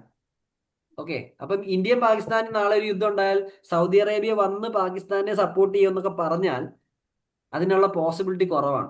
ഓക്കെ, അപ്പൊ സൗദി അറേബ്യ ഇന്ത്യയുമായിട്ട് കണക്ട് ചെയ്യുന്ന ഏറ്റവും വലിയ 2 ഫാക്ടർ, ഇന്ത്യൻ ഡയസ്പോറ അവിടുത്തെ ലാർജസ്റ്റ് ഡയസ്പോറയാണ്, അതുപോലെ തന്നെ ഒത്തിരി മലയാളികളും ഉണ്ടാവും. പിന്നെ നമ്മൾ അവരുടെ സെക്കൻഡ് ട്രേഡിംഗ് പാർട്ണറാണ്. ഇനി നിങ്ങൾ ഈ ട്രെൻഡുകളും പഠിക്കണം. ഇന്ത്യയുടെ ടോപ്പ് ട്രേഡിംഗ് പാർട്ണറാണ് US ആണ്. അപ്പം ആ ഒരു കണക്ക് നോക്കണം. US, ചൈന, ആരൊക്കെയാണ് ഇന്ത്യയുടെ ടോപ്പ് ട്രേഡിംഗ് പാർട്ട്നേഴ്സ്. ഓക്കെ, ഏതൊക്കെ രാജ്യത്തിന്റെ ടോപ്പ് ട്രേഡിംഗ് പാർട്ണറാണ് നമ്മളൊന്നുകൂടെ ഒന്ന് അറിഞ്ഞു വെക്കുക. ആ ട്രെൻഡൂടെ പഠിക്കും. ഇപ്പൊ സൗദി അറേബ്യയുടെ 2ാമത്തെ ട്രേഡിംഗ് പാർട്ണറാണ്. ബംഗ്ലാദേശിന്റെ എത്രാമത്തെ ലാർജസ്റ്റ് ട്രേഡിംഗ് പാർട്ണറാണ് നമ്മൾ, അതും അറിയും. നമ്മുടെ എത്രാമത്തെ ലാർജസ്റ്റ് ട്രേഡിംഗ് പാർട്ണറാണ് ബംഗ്ലാദേശ്. ഈ ചില കാര്യങ്ങളോടൊന്ന് അറിഞ്ഞു. ഇനി ഈ പാകിസ്ഥാൻ എന്ന് പറഞ്ഞ രാജ്യം പൂർണ്ണമായിട്ട് ഇത് പാലിക്കുമെന്ന് നമുക്ക് പറയാൻ പറ്റില്ല. കാരണം യമൻ യുദ്ധത്തിന്റെ ഇടയ്ക്ക് 2015 ആണോ 5 എന്ന് എനിക്ക് ഓർമ്മയില്ല, യമനിലേക്ക് സൗദി അറേബ്യക്ക് വേണ്ടി ഇറങ്ങാൻ പാകിസ്ഥാൻ ആർമി വിസമ്മതിച്ചിരുന്നു. മനസ്സിലായോ? അപ്പൊ ഇത് അത്രയ്ക്ക് നമ്മൾ കാണുന്ന പോലെ സ്മൂത്ത് ഒന്നും അല്ല. ഓക്കെ, ഇനി ഇന്ത്യക്ക് ഇംപ്ലിക്കേഷൻസ് എന്താണെന്ന് നോക്കിയാൽ പാകിസ്ഥാന്റെ പൊസിഷൻ സ്ട്രോങ് ആവും. ഇന്ത്യക്ക് ഇതൊരു സെക്യൂരിറ്റി ചലഞ്ച് ആണ്. കാരണം പാകിസ്ഥാന്റെ ആർമിയെ അവിടെ കൊണ്ട് വെക്കണമെങ്കിൽ പാകിസ്ഥാൻ ആര് പൈസ കൊടുക്കും? സൗദി അറേബ്യ പൈസ കൊടുക്കും. ഈ പൈസ പാകിസ്ഥാൻ ഇന്ത്യക്കെതിരെ ഉപയോഗിക്കാം. പിന്നെ ഗൾഫിൽ ഇതൊരു ഡോമിനോ എഫക്റ്റ് ഉണ്ടാക്കും. പല രാജ്യങ്ങളും അവിടെ എന്ത് ചെയ്യും, വേറെ രാജ്യങ്ങളുമായിട്ട് ഡിഫൻസ് പാക്റ്റുകൾ സൈൻ ചെയ്യും, ചിലപ്പോൾ ടർക്കിയായിട്ട് സൈൻ ചെയ്യും. അപ്പൊ എല്ലാവരും ഇങ്ങനെ ചെയ്താൽ കൂടുതൽ പ്രശ്നങ്ങളിലേക്ക്. പിന്നെ ഇത് പാകിസ്ഥാൻ ഒരു സ്ട്രാറ്റജിക് ഡെറ്ററൻസ് ആണ്. ഞങ്ങളുടെ കൂടെ സൗദി ഉണ്ടെന്ന് കാണിക്കാൻ പറ്റും. IMECക്ക് ഒരു പ്രശ്നം, IMEC റൂട്ടിൽ കൂടെ പോകും. ഇത് മെയിൻസ് റിലേറ്റഡ് കാര്യം കേട്ടോ. അതുകൊണ്ടാണ് ഞാൻ ഡിസ്കഷൻ അതിലേക്ക് കൊണ്ടുപോകുന്നത്. ഇപ്പൊ ഇന്ത്യ എന്തൊക്കെ ചെയ്യണം? നമ്മൾ സൗദി അറേബ്യയുടെ കൂടെ കൂടുതൽ സംസാരിക്കണം. നമുക്കുള്ള പോസിറ്റീവ്സിനെ ലിവറേജ് ചെയ്യാം. നമ്മുടെ ഡയസ്പോറ അവിടെ ഉണ്ട്. അതുപോലെ എന്താ പറയുക, നമ്മൾ അവരുടെ ട്രേഡ് പാർട്ട്ണർ ആണ്. ഓക്കെ, എക്കണോമിക് ഡിപ്ലോമസി ഇത് ചെയ്യുക. പിന്നെ നമുക്ക് ചെയ്യാവുന്ന, നമ്മൾ സ്ട്രോങ്ലി ഡിഫൻസ് ഇൻഡിജിനൈസേഷനിലേക്ക് പോവുക. നമ്മൾ തന്നെ കേപ്പബിൾ ആവും. ബാക്കി രാജ്യങ്ങൾ കൂട്ടുകൂടുന്ന് നോക്കി നിന്നിട്ട് കാര്യമില്ല. നമ്മൾ നമ്മുടെ കേപ്പബിലിറ്റി കൂട്ടണം. ഓക്കെ, പിന്നെ സൗദി അറേബ്യയിൽ നിന്ന് മാത്രം എണ്ണ മേടിക്കാതെ ഡൈവേഴ്സ് ചെയ്യുക. ഓക്കെ, എണ്ണ പലയിടത്തും മേടിക്കുക. ഇന്ത്യ ചെയ്യാറുണ്ട്. ഇപ്പൊ വെനസ്വേലയിൽ നിന്ന് മേടിക്കുക, നൈജീരിയ അല്ലെങ്കിൽ ഈ പറയുന്ന ആഫ്രിക്കൻ രാജ്യങ്ങളിൽ നിന്ന് മേടിക്കുക, ഇറാനിൽ നിന്ന് മേടിക്കുക. ഇതെല്ലാം പോസിബിൾ ആണെന്നല്ല പറയുന്നത് കേട്ടോ. എണ്ണയുടെ പല സോഴ്സുകളും ഞാൻ പറഞ്ഞു തന്നു. അപ്പൊ അമേരിക്ക പണ്ട് മസ്കുലർ പോളിസി കാണിച്ചപ്പോൾ ഇന്ത്യ ഇറാന്റെ കയ്യിൽ നിന്ന് ഓയിൽ കുറച്ചു. റഷ്യയുടെ കയ്യിൽ നിന്ന് മേടിക്കുന്നു. ഇപ്പൊ റഷ്യയുടെ കയ്യിൽ നിന്ന് കട്ട് ചെയ്യുമെന്ന് പറയുന്നു. എനിക്ക് തോന്നുന്നില്ല അങ്ങനെ പെട്ടെന്നൊരു കട്ട് ഉണ്ടാവുമെന്ന്. ട്രംപ് പറയുന്ന എല്ലാ കാര്യങ്ങളും നമുക്ക് ഇമീഡിയറ്റ് സെൻസിൽ എടുക്കാൻ പറ്റില്ല. പിന്നെ നമ്മുടെ ഇപ്പൊ സൗദി അറേബ്യ എന്നല്ലാതെ ബാക്കി സ്ഥലത്ത് നിന്നുകൂടെ കൂടുതൽ മേടിക്കുക. നമ്മുടെ ഡയസ്പോറയെ ലിവറേജ് ചെയ്യുക. ഞാൻ മെയിൻസ് പഠിപ്പിക്കുമ്പോഴും ക്ലാസ്സിൽ പഠിപ്പിക്കുമ്പോഴും ഇതുപോലുള്ള കാര്യങ്ങളൊക്കെ സമയം എടുത്ത് പറയും കേട്ടോ. ഇത് പ്രിലിംസിന്റെ ക്ലാസ് ആയതുകൊണ്ട് ഞാൻ ഓടിച്ചു വിടുന്നത്. കാരണം ചിലപ്പം ഇങ്ങനെയുള്ള ക്വസ്റ്റ്യനും പ്രിലിംസ് കയറി വരാം. എന്താവാം, എന്ത് പറ്റാം, എന്ത് ചെയ്യാൻ പറ്റും. അപ്പൊ അതുകൊണ്ടാണ് ഇങ്ങനെ പറയുന്നത്. ഇനി സൗദി ഇന്ത്യ റിലേഷൻസിന്റെ ഒരു ഹിസ്റ്റോറിക്കൽ ബാക്ക്ഗ്രൗണ്ട് നിങ്ങൾക്ക് നോക്കാം. Okay, clear. ഇന്ത്യയുടെ 5th ലാർജസ്റ്റ് ട്രേഡിംഗ് പാർട്ണറാണ് സൗദി. അവരുടെ 2ാമത്തെ ലാർജസ്റ്റ് ട്രേഡിംഗ് പാർട്ണറാണ് നമ്മൾ. 47 തൊട്ട് ഡിപ്ലോമാറ്റിക് റിലേഷൻസ് ഉണ്ട്. ഓക്കെ, സൗദി അറേബ്യ ഇന്ത്യയുടെ 3ാമത്തെ ലാർജസ്റ്റ് ക്രൂഡ് സപ്ലയർ ആണ്. Okay, clear. ഇതൊക്കെ ഓർത്തിരിക്കുക. ക്ലിയർ. ഡിഫറൻസ് കോപ്പറേഷൻ എങ്ങനെയാണ്? നമ്മുടെ ജോയിന്റ് എക്സസൈസ് ഉണ്ട്, സദാ തൻസീക്ക് പോലുള്ളത്. Okay, clear. നേവൽ ഡ്രില്ലുണ്ട്, Al Mohammed Al Hindi. Okay, ഈ കാര്യങ്ങളൊക്കെ നോക്കാം. ഇതൊക്കെ ബയലാറ്ററലിൽ അറിയേണ്ട കാര്യം. ഓക്കെ, ഇനി എനിക്ക് തോന്നുന്നു V only have 2 more topics, 3 more topics. That's it. ഇത് നിങ്ങൾ അവസാനത്തെ പേജിൽ ഇന്ത്യ നടത്തിയേക്കുന്ന പല പല ഓപ്പറേഷനുകളാണ്. ഇതെല്ലാം ഒന്ന് നോക്കുക. റിഡിൽ എന്താണ്, അബ്ലേസ് എന്താണ്, കാക്ടസ് ലില്ലി എന്താണ്, പൈത്തൺ എന്താണ്, മേഘ് ദൂത് ഇത് ഇമ്പോർട്ടന്റ് ആണ്. ഓപ്പറേഷൻ വിജയ് കാർഗിലിന്റെ സമയത്ത് നടന്നത്, ഇമ്പോർട്ടന്റ് ആണ്. സഫേദ് സാഗർ കാർഗിലിന്റെ സമയത്ത് നടന്നതാണ്. ഓപ്പറേഷൻ ബന്ദർ നമ്മൾ പാകിസ്ഥാൻ അകത്ത് കയറി എയർ സ്ട്രൈക്ക് നടത്തിയതാണ്. പിന്നെ ഓപ്പറേഷൻ ബ്രഹ്മ മയന്മാർ തലയാണ്. പിന്നെ കുറെ വാക്സിൻ പ്രോജക്റ്റ് ഉണ്ട്, വാക്സിൻ മൈത്രി, അങ്ങനെയുള്ള പ്രോജക്റ്റുകൾ, കുറെ ഇമ്പോർട്ടന്റ് പ്രോജക്റ്റുകൾ ഞാൻ ഇവിടെ ഇട്ടിട്ടുണ്ടെന്നേ ഉള്ളൂ, നിങ്ങൾക്ക് നോക്കാം. ഇനി നമുക്കുള്ളത് 2 മേജർ ടോപ്പിക്കുകൾ. Sir Creek dispute. Will talk about Sir Creek dispute. ഇത് നമ്മുടെ ഡിഫൻസ് മിനിസ്റ്റർ രാജ്നാഥ് സിംഗ് പറയുന്ന 2 ഡയലോഗുകളാണ് during a celebration. Any aggression by Pakistan in Sir Creek will be met with resounding response. ഇപ്പൊ സർക്രീക്ക് കയറി വലിയ പണിയൊന്നും കാണിക്കേണ്ട എന്ന് പാകിസ്ഥാന് വാർണിംഗ് കൊടുക്കുകയാണ്. Pakistan has increase military infrastructure in Sir Creek. Pakistan എന്തെങ്കിലും മിസ്അഡ്വെഞ്ചറിന് ശ്രമിച്ചാൽ നമ്മൾ പ്രതികരിക്കുമെന്നാണ് മിനിസ്റ്റർ പറയുന്നത്. അപ്പൊ നമുക്ക് എന്ത് പഠിക്കണം? സർക്രീക്ക് എന്ന് പറഞ്ഞ ലൊക്കേഷൻ പഠിക്കണം. സർക്രീക്ക് എന്ന് പറഞ്ഞ ലൊക്കേഷൻ നിങ്ങൾക്ക് ഇവിടെ കാണാൻ പറ്റുന്നുണ്ടോ മാപ്പിൽ? ഇന്ത്യ പാകിസ്ഥാൻ പഠിക്കുമ്പോൾ നിങ്ങൾ പഠിക്കേണ്ടതാണ് ഈ ഒരു ലൊക്കേഷൻ. നമ്മുടെ റൺ ഓഫ് കച്ച്, ഗുജറാത്ത് റീജിയനിൽ, റൺ ഓഫ് കച്ച് രാജസ്ഥാൻ റീജിയനിൽ ഉള്ള ഒരു സ്ഥലമാണ്. Clear clear. ഇപ്പൊ രാജസ്ഥാനിലുള്ള ഒരു റീജിയൻ ആണ് ഗുജറാത്ത് റീജിയൻ. ഗുജറാത്ത്, രാജസ്ഥാൻ അല്ല, ടങ് സ്ലിപ്പ് ആണ്. Run of Kutch. അപ്പൊ ഇവിടെ കാണുന്ന ഈ ചെറിയൊരു ക്രീക്ക് ഇല്ലേ, ഇതിനെയാണ് നമ്മൾ സർ ക്രീക്ക് എന്ന് പറയുന്നത്. It is a long tidal estuary. Estuary അറിയാലോ, എസ്റ്ററി എന്താണെന്ന് അറിയാലോ. It is a example of an ecotone. Ecotone എന്താണെന്ന് നിങ്ങൾക്ക് അറിയാം. Okay, clear. അപ്പം അറിയാത്ത കുട്ടികൾ ഹോംവർക്ക് ചെയ്യുക, എസ്റ്ററി എന്താണെന്നുള്ളതും എക്കോട്ടോൺ എന്നുള്ളതും. എക്കോട്ടോണിന്റെ ഒരു എക്സാമ്പിൾ ആണ് estuary, different ecosystem meeting. Okay, അപ്പം it is located between Gujarat Rann of Kutch and പാകിസ്ഥാന്റെ സിന്ധിന്റെ നടുക്കാണ്. ഇതാണ് ഇതിന്റെ location. Okay, I think you are able to see this. Clear. അപ്പം ഇത് നമ്മുടെ 2 രാജ്യങ്ങളുടെയും വെസ്റ്റേൺ മോസ്റ്റ് ബോർഡർ ആയിട്ട് കണക്കാക്കുക. അപ്പൊ ഈ ക്രീക്ക് എന്റേതാണെന്ന് ഇന്ത്യ പറയുമ്പോൾ പാകിസ്ഥാൻ പറയും അല്ല എന്റേതാണെന്ന്. ഓക്കെ, ഇതിനകത്ത് ബൗണ്ടറി ഡിസ്പ്യൂട്ട് ആണ്. ഓക്കെ, ഇന്ത്യയുടെ ക്ലെയിം എന്താ? ഇന്ത്യ പറയുന്നത് ഇതിപ്പോ ഒരു ക്രീക്ക് ആണെങ്കിൽ ക്രീക്കിന്റെ പകുതി ഭാഗം ഈ ബോർഡറിന്റെ, ഇപ്പൊ നിങ്ങൾ ഇത് ആ ക്രീക്കിന്റെ നടുക്കാണെങ്കിൽ ഈ ഭാഗം ഇന്ത്യയുടെയും ഈ ഭാഗം പാകിസ്ഥാന്റെയാണ്. ഈ പോളിസിയാണ് ഇന്ത്യയുടെ പോളിസി. അതായത് boundary should lie along mid channel of creek. ക്രീക്കിന്റെ ഒരു ആർട്ടിഫിഷ്യൽ ബൗണ്ടറി നിങ്ങൾ സങ്കല്പിക്കുക. ഈസ്റ്റേൺ സൈഡ് ഇന്ത്യയുടെയും വെസ്റ്റേൺ സൈഡ് പാകിസ്ഥാന്റെയും. ക്ലിയർ. ഇതിന് ഇന്ത്യ പറയുന്ന പ്രിൻസിപ്പിൾ ഉണ്ട്, താൽവേക് പ്രിൻസിപ്പിൾ. ഓക്കെ, ഇതിപ്പോ താൽവേക് പ്രിൻസിപ്പിളിന്റെ പിക്ചർ ആണ്. ഇപ്പൊ ഇങ്ങനെയുള്ള ഡിസ്പ്യൂട്ടഡ് ആയിട്ടുള്ള സ്ഥലങ്ങൾ ഉണ്ടെങ്കിൽ, വാട്ടർ ബോഡീസ് ഉണ്ടെങ്കിൽ അതിന് നടുക്ക് വെച്ച് അങ്ങ് മാർക്ക് ചെയ്യുക. ഒരു ഭാഗം ഒരു രാജ്യത്തിനും ഇപ്പുറത്തെ ഭാഗം ഇപ്പുറത്തെ രാജ്യത്തിനും. Okay, which defines the border along the deepest navigable channel of water. Clear. ഇതൊന്ന് പഠിച്ചു വെക്കണം കേട്ടോ. ക്ലിയർ. പാകിസ്ഥാൻ ഇന്ത്യ ഇതാ പറഞ്ഞു, ഇന്ത്യ മാനിക്കുന്നത് താൽവേക് പ്രിൻസിപ്പിളിനെയാണ്. ഓർത്തിരിക്കുക, ഇന്ത്യയുടെ ക്ലെയിം എന്തനുസരിച്ചാ? താൽവേക് പ്രിൻസിപ്പിളും 1925 ഒരു മാപ്പ് ബേസിലാണ് നമ്മുടെ ക്ലെയിം. പാകിസ്ഥാൻ ഇത് സമ്മതിക്കുന്നില്ല. പാകിസ്ഥാൻ പൊക്കിക്കൊണ്ട് വരുന്നത് 1914 അന്ന് കാലത്ത് ഇന്ത്യക്ക് ഇൻഡിപെൻഡൻസ് കിട്ടുന്നതിന് മുമ്പേ കച്ചിലെ റാവു റൂളറും സിന്ധ് ഗവൺമെന്റും തമ്മിൽ ഒരു എഗ്രിമെന്റ് ഉണ്ട്. അന്നൊരു മാപ്പ് ഒക്കെ ഉണ്ടാക്കിയിട്ടുണ്ട്. അതാണ് റിയൽ മാപ്പ് എന്നാണ് ആര് പറയുന്നത്? പാകിസ്ഥാൻ പറയുന്നത്. അപ്പൊ രണ്ടുപേരും ബൗണ്ടറിയുടെ സങ്കല്പം, സർക്രീക്കിലെ ബൗണ്ടറിയുടെ സങ്കല്പം വ്യത്യാസമാണ്. അപ്പൊ അവര് പറയുന്നത് eastern bank of creek marks the boundary giving it greater access to Gujarat coastal region. നിങ്ങൾ ഇതിങ്ങനെ കണ്ടാൽ മതി. ഇവിടെ പാകിസ്ഥാൻ ഇരിക്കുന്നു, ഇവിടെ ഇന്ത്യ ഇരിക്കുന്നു. അപ്പൊ സർക്രീക്ക് ഇവിടെയാണെങ്കിൽ ഇന്ത്യ പറയുന്നത് എന്താ? ബൗണ്ടറി ഇതാവണം. അപ്പൊ ഈ ഭാഗം ഇന്ത്യയുടെ ആവും, ഈ ഭാഗം പാകിസ്ഥാന്റെ ആവും. അതാണ് ഇന്ത്യയുടെ ഐഡിയ. പക്ഷെ പാകിസ്ഥാൻ പറയുന്നത് എങ്ങനെയാ? പാകിസ്ഥാൻ പറയുന്നത് ഇതല്ല ബൗണ്ടറി, ഇത് പാകിസ്ഥാൻ, ഇത് ഇന്ത്യ. പാകിസ്ഥാൻ പറയുന്നത് ഇതല്ല boundary, this is not the boundary. Pakistan പറയുന്നത് അല്ല, ഈ ബൗണ്ടറി കുറച്ചുകൂടി ഈസ്റ്റിലേക്ക് ആവണം, ഇവിടെ ആയിരിക്കണം ബൗണ്ടറി. അപ്പൊ ഈ സ്ഥലം മൊത്തം പാകിസ്ഥാന്റെ കയ്യിലാവും. അതാണ് പാകിസ്ഥാന്റെ ഐഡിയ. ഓക്കെ, അപ്പൊ ഈ ഒരു പിക്ചർ നിങ്ങൾക്ക് കാണാൻ പറ്റുന്നുണ്ടോ? Are you able to see this picture? അപ്പൊ ഇതിനകത്ത് നിങ്ങൾ നോക്കിക്കഴിഞ്ഞാൽ ഇന്ത്യയുടെ ക്ലെയിമും പാകിസ്ഥാന്റെ ക്ലെയിമും കാണാൻ പറ്റും. ഇന്ത്യ പറയുന്നത് എന്താ? നടുക്കൂടെ ഒരു വര വരയ്ക്കുക. ഓക്കെ, ഇത് ഞാൻ ക്രൂഡായിട്ട് എക്സ്പ്ലെയിൻ ചെയ്യാം. താൽവേക് പ്രിൻസിപ്പിൾ അനുസരിച്ച് ക്രീക്കിന്റെ നടുക്കൂടെ ആണ് ഇതിന്റെ ബൗണ്ടറി വരേണ്ടത്. ഈ ഭാഗം പാകിസ്ഥാനും ക്രീക്കിന്റെ ഈ ഭാഗം ഇന്ത്യയുടെ. ക്ലിയർ ആയോ? പാകിസ്ഥാൻ പറയുന്ന അല്ല, ഗ്രീൻ ലൈൻ ഫോളോ ചെയ്യണം, ഈ ബൗണ്ടറി ഞങ്ങൾ അംഗീകരിക്കുന്നില്ല, ബൗണ്ടറി ഇവിടെ ആയിരിക്കണം. അപ്പൊ അതിന്റെ അർത്ഥം ഇത്രയും സ്ഥലം മൊത്തം പാകിസ്ഥാന് കിട്ടും. നിങ്ങൾക്ക് മനസ്സിലാവുന്നുണ്ടോ? Look in the picture, are you able to get it? പാകിസ്ഥാന്റെ ക്ലെയിമും ഇന്ത്യയുടെ ക്ലെയിമും. Yes, sir. ഇന്ത്യ അത് പറയുന്നത് കണ്ടിട്ടുണ്ട്. ഗ്രീക്കിന്റെ നടുക്ക് വെച്ച് ഡിവൈഡ് ചെയ്യണം, നടുക്ക് വെച്ച് ഡിവൈഡ് ചെയ്യണം. പാകിസ്ഥാൻ പറയുന്നത് അല്ല, ഈസ്റ്റിലേക്ക് മൂവ് ചെയ്യണം, കുറച്ചുകൂടെ സ്ഥലം ഞങ്ങളുടെയാണ്. ഇപ്പൊ പാകിസ്ഥാൻ ഗ്രീൻ ലൈനിലും ഇന്ത്യ റെഡ് ലൈനിലും വിശ്വസിക്കും. അപ്പൊ ഇവിടെ എന്തായാലും ഉറപ്പായിട്ട് എന്ത് കാണും? തർക്കം കാണും. ഓക്കെ, അപ്പൊ ഇതിന്റെ ലൊക്കേഷൻ എവിടാന്ന് മനസ്സിലാക്കുക, ഇന്ത്യ പാകിസ്ഥാൻ ആണെന്നുള്ളത് മനസ്സിലാക്കുക, താൽവേഗ് പ്രിൻസിപ്പിൾ എന്താണെന്നുള്ളത് മനസ്സിലാക്കുക. താൽവേഗ് പ്രിൻസിപ്പിൾ ഒക്കെ ഇതിനെക്കാട്ടി നല്ലവണ്ണം നമുക്ക് പഠിപ്പിക്കാം, പക്ഷെ ടൈമിന്റെ ഒരു യൂട്ടിലിറ്റി നിങ്ങൾ നോക്കുക. കാരണം നമ്മൾ ഇന്ത്യ പാകിസ്ഥാൻ PCM ക്ലാസ് അല്ല എടുക്കുന്നത്, അല്ലെങ്കിൽ ഞാനത് കുറച്ചുകൂടെ എക്സ്പ്ലെയിൻ ചെയ്തത്. ഇതിപ്പോ നമുക്ക് പെട്ടെന്ന് കാര്യങ്ങൾ പഠിച്ചു പോകാം. ഇനി സർക്രീക്കിന്റെ സിഗ്നിഫിക്കൻസ് എന്താണെന്നുള്ളത് നിങ്ങൾ എന്ത് ചെയ്യുക, ഇതിനകത്ത് നിന്ന് വായിച്ചു കേട്ടോ. നമ്മൾ ലേറ്റ് ആവുമ്പോൾ കുറച്ചൊക്കെ ഫാസ്റ്റ് ആവും. ഓക്കെ, കാരണം ഒരു രാജ്യത്തിനെ മാത്രമാണ് നമ്മൾ ഇന്ന് പഠിക്കുന്നത്, ഇത്രയും സമയം എടുത്തില്ലേ, അതുകൊണ്ടാണ്.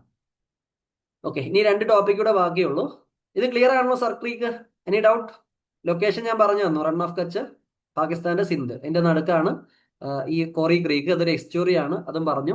ഇന്ത്യ താൽവെക് പ്രിൻസിപ്പിളും 1925 മാപ്പും വെച്ച് ഇത് നടുക്ക് വെച്ച് ഡിവൈഡ് ചെയ്യണമെന്ന് പറയുന്നു. പാകിസ്ഥാൻ 1914 ഒരു മാപ്പ് പൊക്കി പിടിച്ചുകൊണ്ട് പറയുന്നു, അല്ല, ബൗണ്ടറി നടുക്കല്ല, ഈസ്റ്റിലേക്ക് മാറും. അതാണ് അവരുടെ ആഗ്രഹം. ഇനി നമുക്ക് ഇത് വലിയ ഇമ്പോർട്ടന്റ് അല്ല, പക്ഷെ ഒന്ന് അറിഞ്ഞു പോവുക. പാകിസ്ഥാന്റെ പാർലമെന്റ് 27ാമത്തെ കോൺസ്റ്റിറ്റ്യൂഷണൽ അമെന്റ്മെന്റ് നടത്തി പാകിസ്ഥാനിലെ ആസിഫ് മുനീറിനെ ഫീൽഡ് മാർഷലാക്കി. അയാൾക്ക് ഒത്തിരി പവർ കൊടുത്തു. ഓൾറെഡി പാകിസ്ഥാനെ പറയുന്നത് ആർമി വിത്ത് എ സ്റ്റേറ്റ് എന്ന. സാധാരണ നമ്മൾ കേൾക്കുന്നത് സ്റ്റേറ്റ് വിത്ത് ആൻ ആർമിയാണ്. പാകിസ്ഥാനെ പറ്റി പറയുന്നത് എന്താണ്? സ്റ്റേറ്റ് വിത്ത് ആൻ ആർമി അല്ല, ആർമി വിത്ത് സ്റ്റേറ്റ് ആണ്. പാകിസ്ഥാനെ കൺട്രോൾ ചെയ്യുന്നത് ആരാണ്? ഡീപ് സ്റ്റേറ്റ് ആണ്. ഇങ്ങനെയുള്ള പ്രയോഗങ്ങളൊക്കെ നിങ്ങൾക്ക് മെയിൻസിൽ ഉപയോഗിക്കും. Deep state, army is control. Clear? അപ്പം പിന്നെയും ആർമിയുടെ പവർ കൂട്ടുന്ന ഒരു പവറാണ്. ഇപ്പൊ ആസിഫ് മുനീറിനെ ഫീൽഡ് മാർഷൽ, യുദ്ധം തോറ്റ ആളെ ഫീൽഡ് മാർഷൽ ആയിട്ട് പ്രഖ്യാപിക്കുന്നത് ആദ്യമായിട്ടാണ് ഞാൻ കേൾക്കുന്നത്. ഇപ്പൊ ഇദ്ദേഹത്തെ ആരാക്കി? ചീഫ് ഓഫ് ഡിഫൻസ് ഫോഴ്സസ് ആക്കി. ആർമിയുടെയും നേവിയുടെയും എയർഫോഴ്സിന്റെ എല്ലാം കമാൻഡ്. ഇയാൾ ആർമിയുടെ ഹെഡ് ആയിരുന്നു, ഇപ്പൊ എല്ലാത്തിന്റെയും കമാൻഡർ ആക്കി.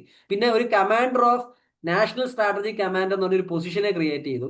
ഈ പറയുന്ന ആസിഫ് മുനീറിനെ ഒരു 5 സ്റ്റാർ ജനറൽ ആക്കി. 5 സ്റ്റാർ ജനറൽമാർക്ക് ലീഗൽ പ്രൊസീഡിംഗിന് ഇമ്മ്യൂണിറ്റി കിട്ടും, പെർമനന്റ് റാങ്ക് ആണ്, സ്ഥിരം യൂണിഫോം കിട്ടും, സ്ഥിരം പെർക്കും പ്രിവിലേജും കിട്ടും. ഇനി ഇവരെ റിമൂവ് ചെയ്യണമെങ്കിൽ 2/3 മെജോറിറ്റി പാർലമെന്റ്, പാകിസ്ഥാൻ പാർലമെന്റിൽ വേണം. ക്ലിയർ? അപ്പൊ സിവിലിയൻ ഗവൺമെന്റിനെ അണ്ടർമൈൻ ചെയ്യാനുള്ള ഒരു ശ്രമമാണ്. ഇപ്പൊ ഈ ഇമ്രാൻഖാൻ ആണെങ്കിലും പഴയ ബേനസീർ ഭൂട്ടോ ആണെങ്കിലും സിവിലിയൻ ഗവൺമെന്റിനെ സ്ട്രോങ് ആക്കാൻ ശ്രമിച്ചതിനാണ് അവർക്ക് കിട്ടിയത്. ഒരാൾ കൊന്നു, മറ്റേയാൾ ജയിലില്ല. ഒരാൾ മരിച്ചു, ഒരാളെ കൊന്നു, ഒരാൾ ജയിലില്ല. ഇതൊക്കെയാണ്. പിന്നെ അവിടെ പാകിസ്ഥാനിൽ അവർ എന്ത് ചെയ്യുന്നു? ഒരു ഫെഡറൽ കോൺസ്റ്റിറ്റ്യൂഷണൽ കോർട്ട് കൂടെ ഉണ്ടാക്കുക, അതിന് സ്വന്തമായിട്ടുള്ള ചീഫ് ജസ്റ്റിസ്. നിങ്ങളൊന്ന് ആലോചിച്ച് നോക്കിയേ. അപ്പൊ പാകിസ്ഥാനിലെ നോർമൽ ജുഡീഷ്യറി, നോർമൽ സുപ്രീം കോർട്ടും ഡൈല്യൂട്ടഡ് ആവുകയാണ്.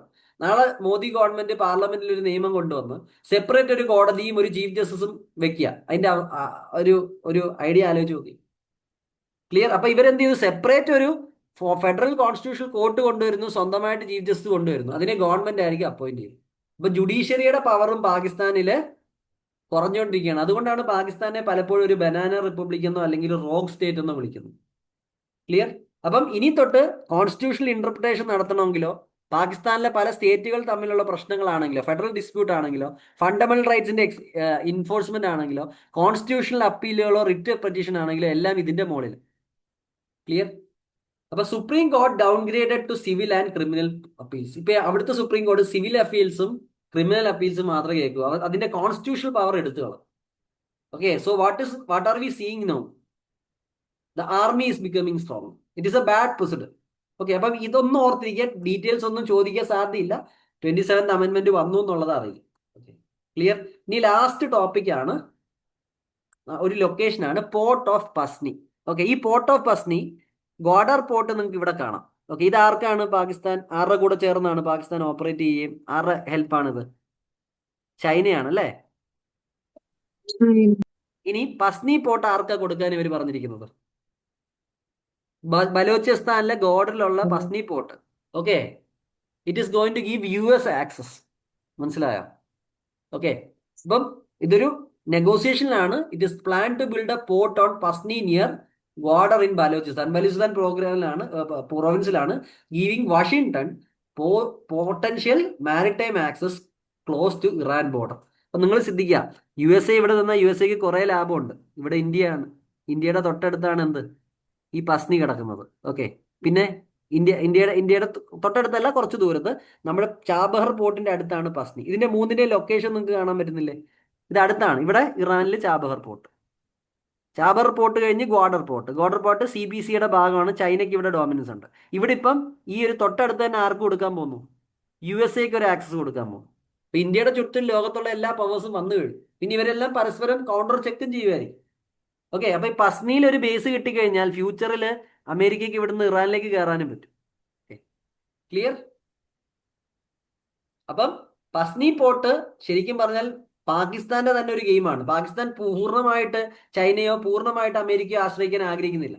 ഇപ്പൊ ഓപ്പറേഷൻ സിന്ദൂറിനെ പറ്റി നമ്മൾ പറയുമ്പോൾ, അതിന്റെ എതിരെയുള്ള പാകിസ്ഥാന്റെ അറ്റാക്കിനെ പറയുമ്പോൾ, ഇന്ത്യ യുദ്ധം ചെയ്തത് പാകിസ്ഥാന്റെ കൂടെ അല്ല.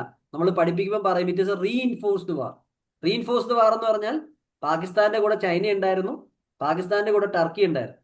ഓക്കെ, എക്സ്പെഷ്യലി പാകിസ്ഥാൻ ഉപയോഗിച്ച എല്ലാ സാധനങ്ങളും ചൈനയുടെ അല്ല. അവന്റെ defence equipments, defence system HQ9 HQ16 ചൈനയുടെയാണ്.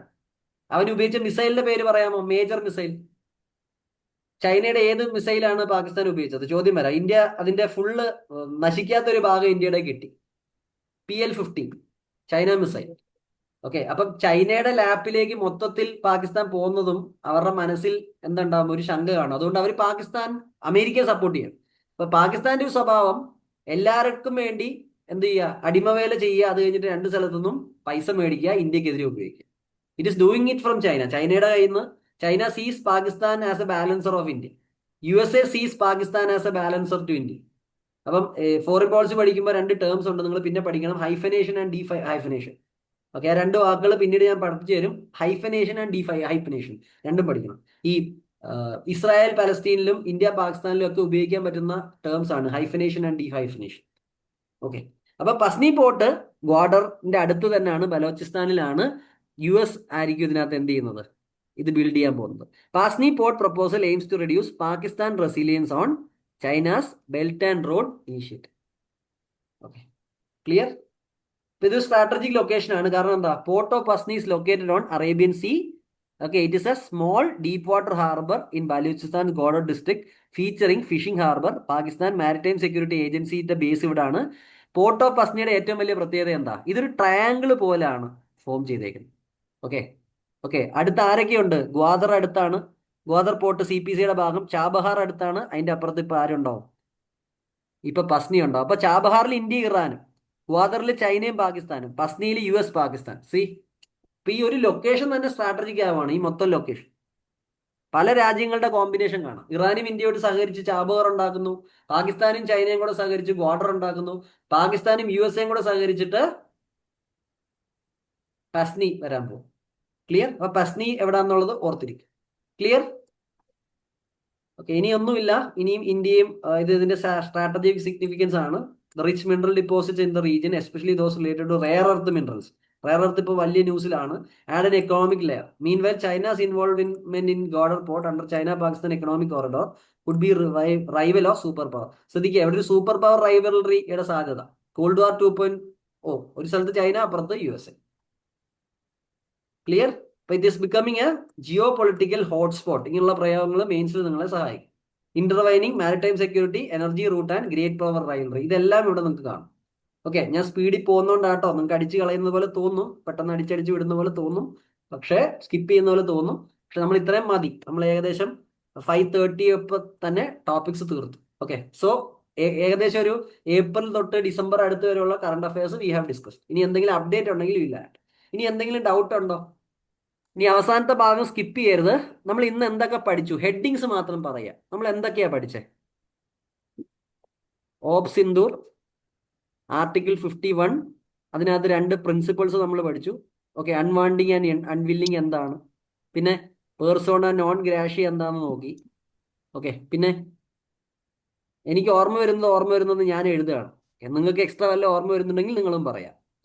Indus water treatment, പിന്നെ അതിനകത്തുള്ള ഹൈഡ്രോ പവർ പ്രോജക്റ്റുകൾ ഏതൊക്കെയാണ് അത് പഠിച്ചു.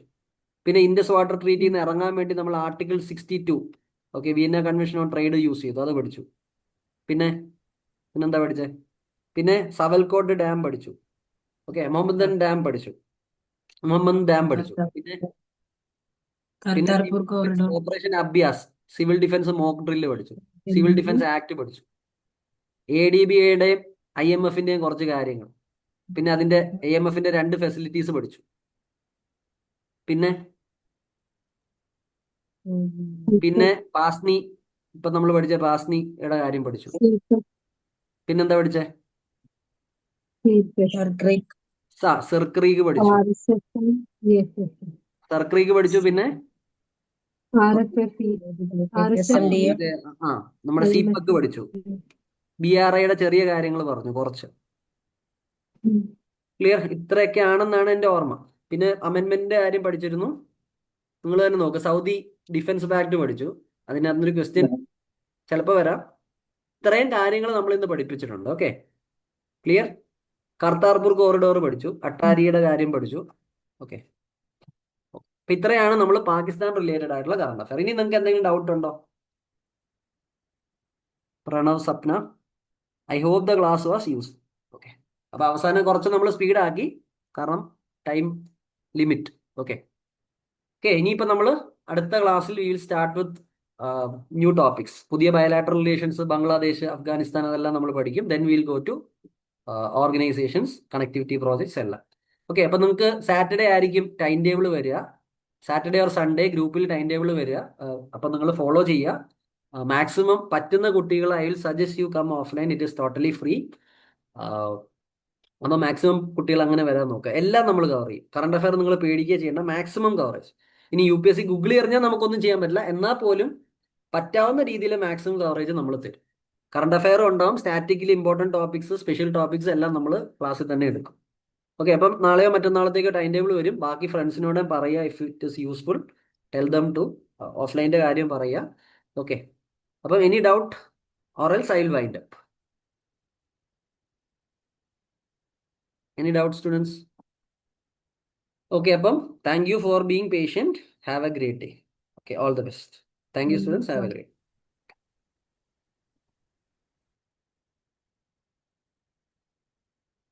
എല്ലാ അപ്ഡേറ്റ്സും ടെലിഗ്രാമിലായിരിക്കും വരുന്നത്.